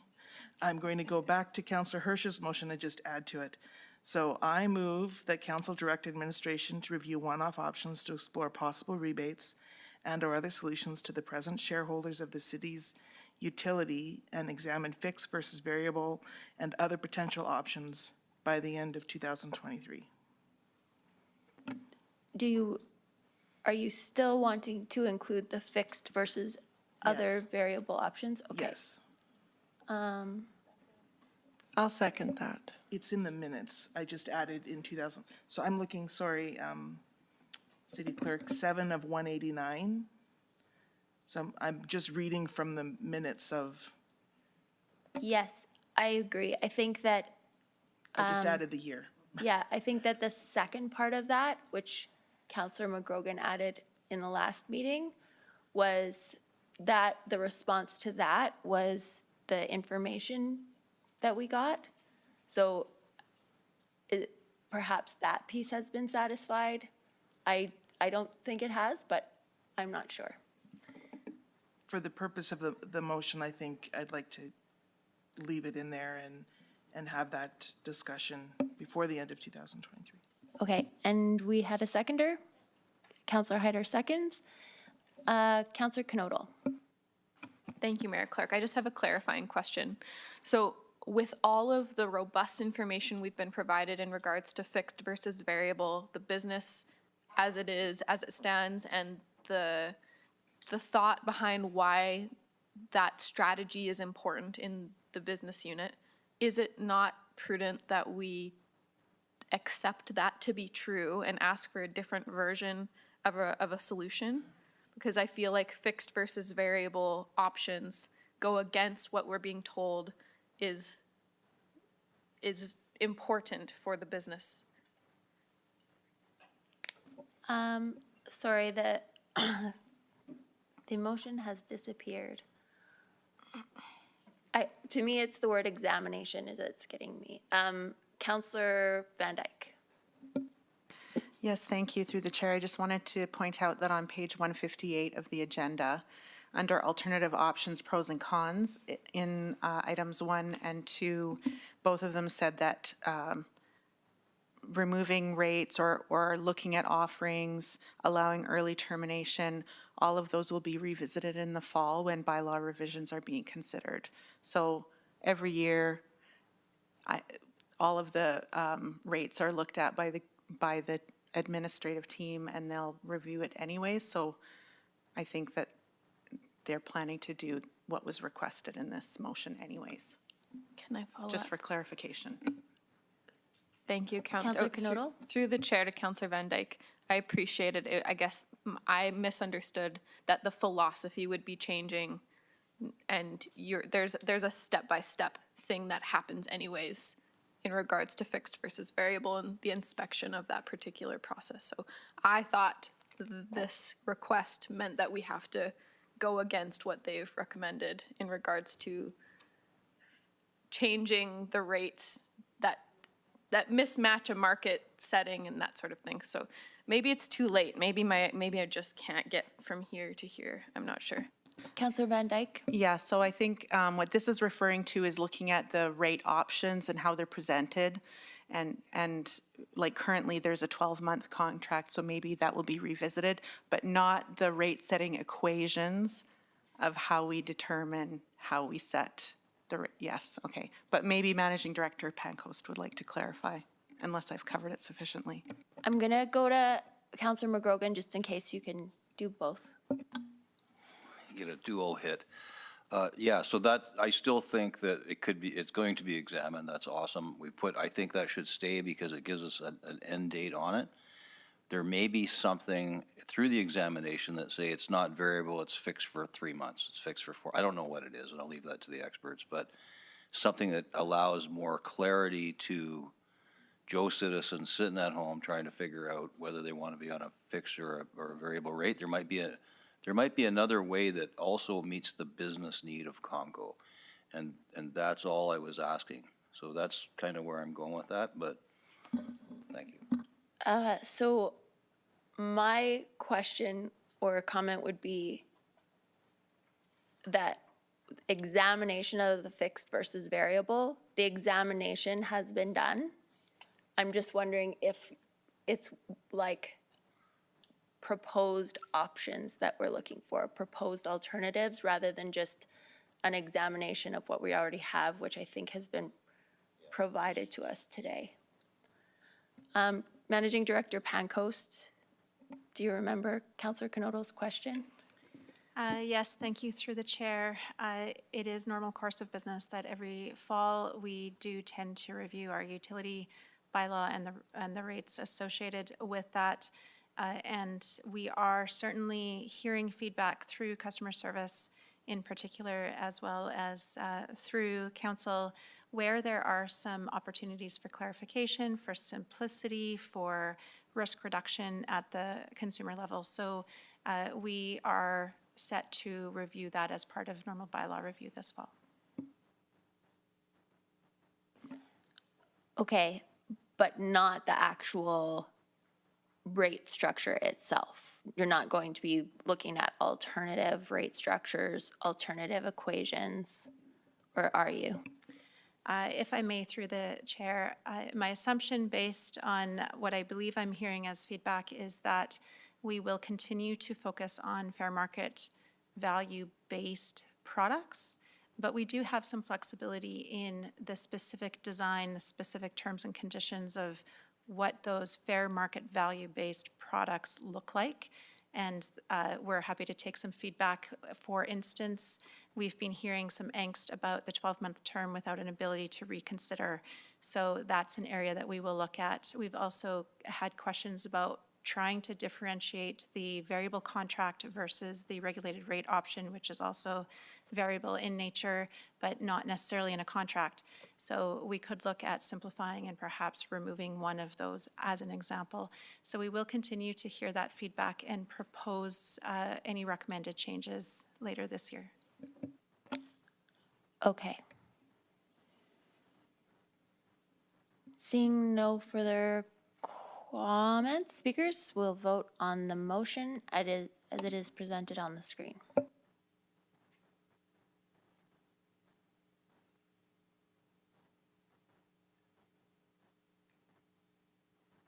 That's unanimous. Next item, 11.3, facilities for the future.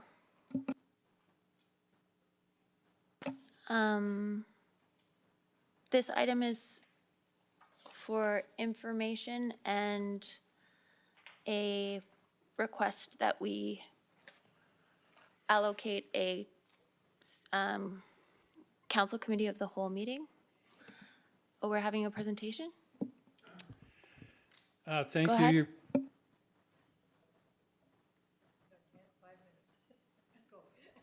Thank you, Your Worship. If I could indulge council, and I know it's getting late, we did ask council to complete a survey. I think we asked 17 questions.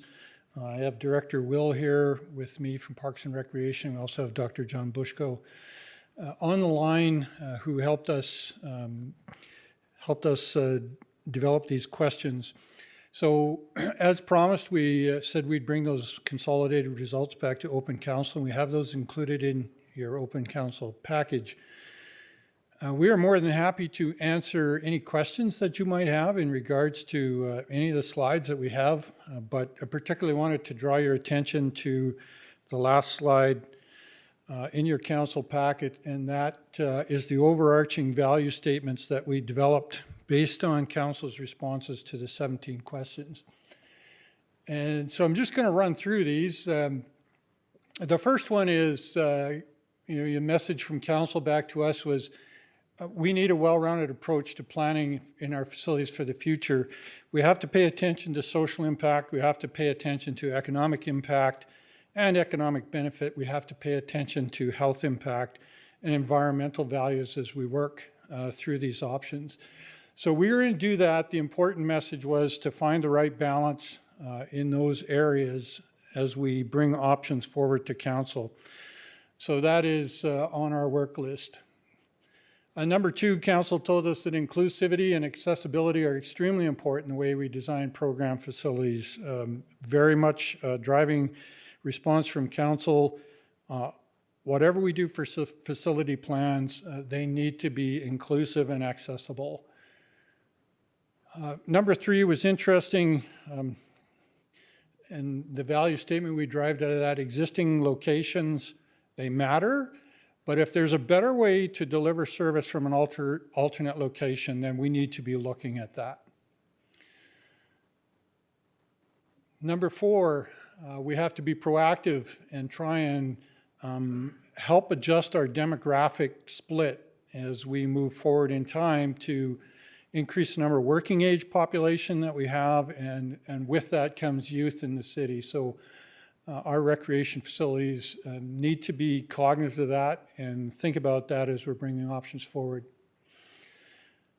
Facilities need to be diverse. They need to be multiple activities if at all possible, but at the same time, diverse doesn't mean an everything under the sun presentation either, and council felt that we want to have multiple use facilities. However, some of the programs that we asked about, pharmacies and social services things, it was a feeling that those were better supplied elsewhere. And finally, number 6, we need to consider the needs of our residents first.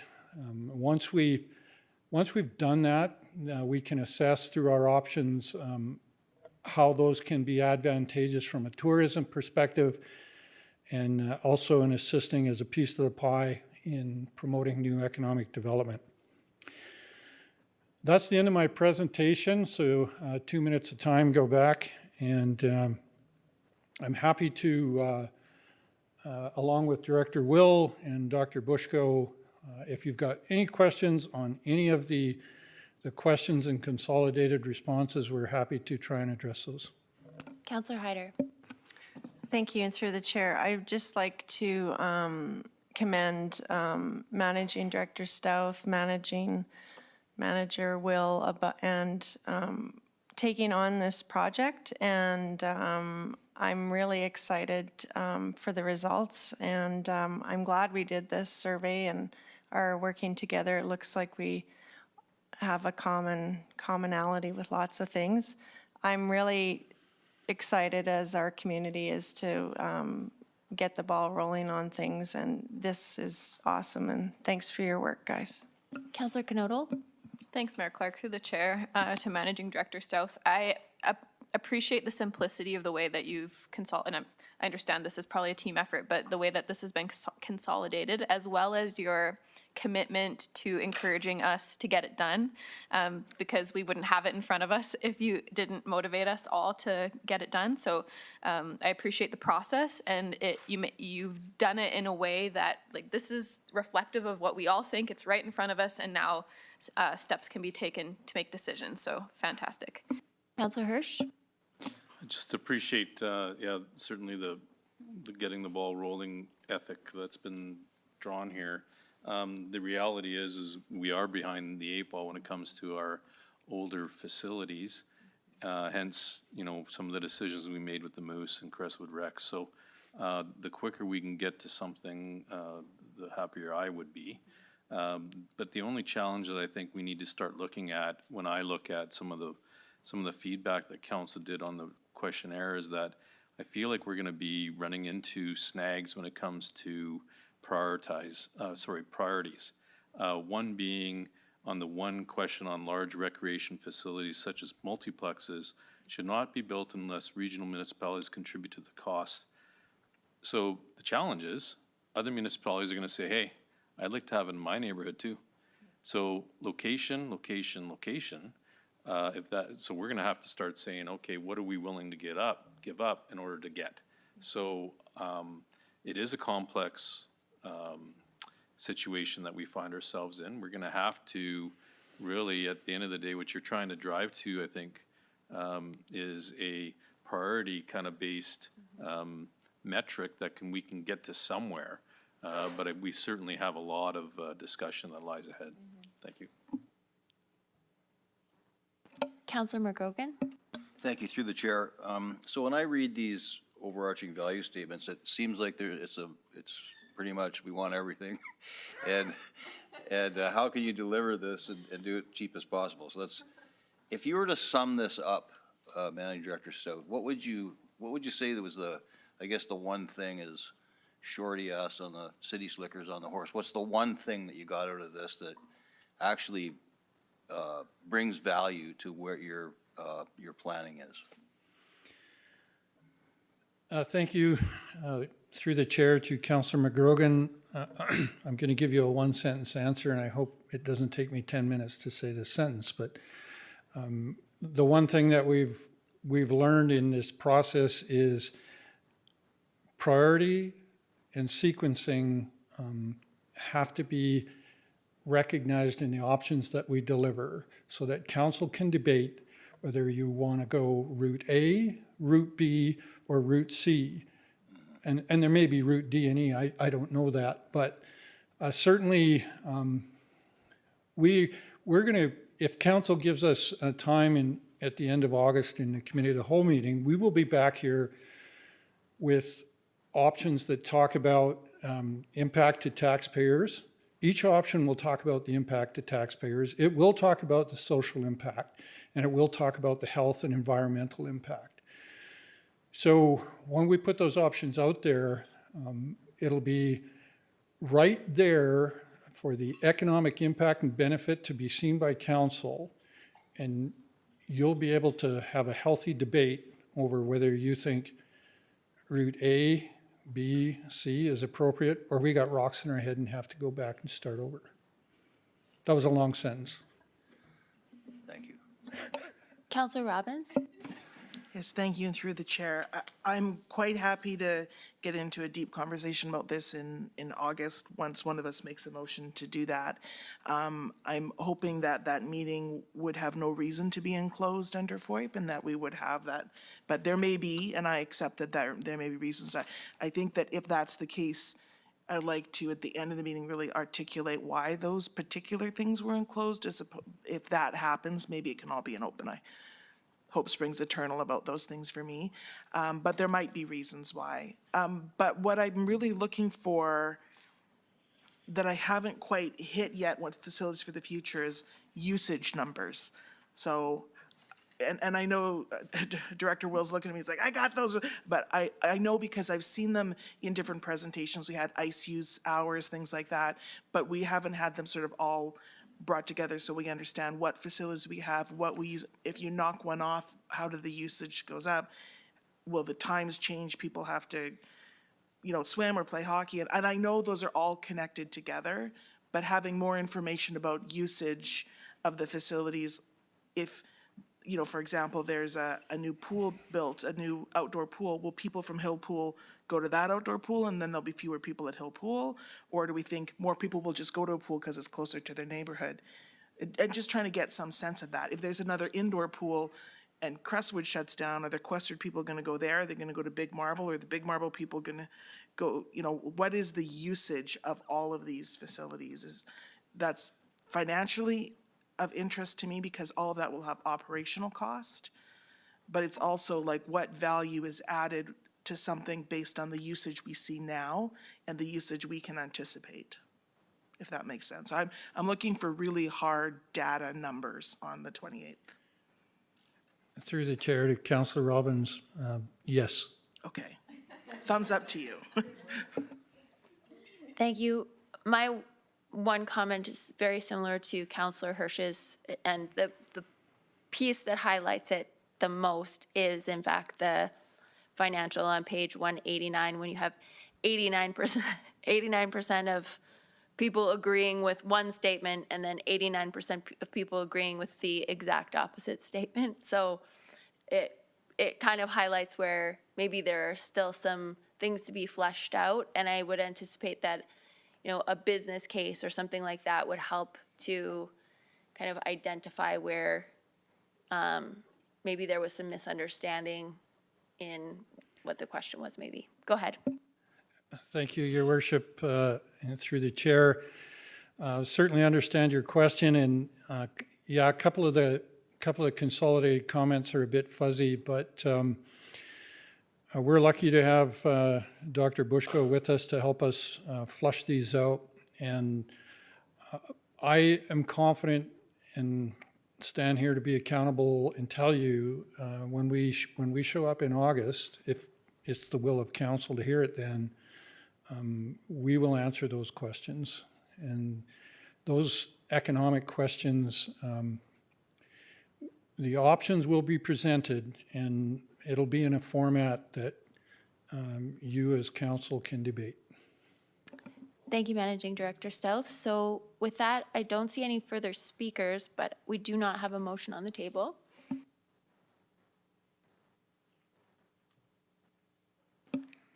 I'll make a motion. I move that council accepts the information provided related to Facilities for the Future and that council directs administration to add the item to the August 28th, 2023 Council Committee of the Whole meeting. Second. Any speakers? Okay, so we will have to schedule a council committee of the whole and advertise it. if we agree to this, so we will vote.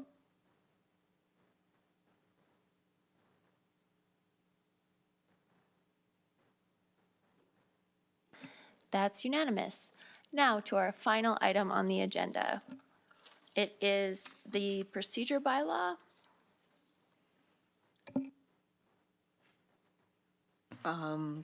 Through the chair, I'm happy to make that. I move that council give first reading to procedure bylaw 4725, a bylaw of the City of Medicine Hat to set procedures of meetings and to establish certain council committees. I'll second that. Okay, so for clarity, we are not going to debate its first reading. City Manager Mitchell, you had some comments? Thank you, through the chair. This bylaw is a product of collaborative efforts between the city clerk's office and the city solicitor's office departments over quite a few numbers of months. The current procedural bylaw, number 2270, was passed 40 years ago and was in need of a full review and overhaul to ensure compliance with the Municipal Government Act and to ensure up-to-date language was used and best practices followed. The new procedural bylaw number 4725 incorporates concepts found in bylaw 2270, but does so in a clearer fashion using modern bylaw language, including gender neutral language and language that is consistent with the MGA. Staff conducted a jurisdictional scan of procedural bylaws from other Alberta municipalities in the process of preparing the new procedural bylaw. The procedural bylaw was also peer-reviewed by an external lawyer in private practice with 36 years of experience practicing law in Alberta. Thank Okay. you. Any speakers? Seeing none, we will vote on first reading.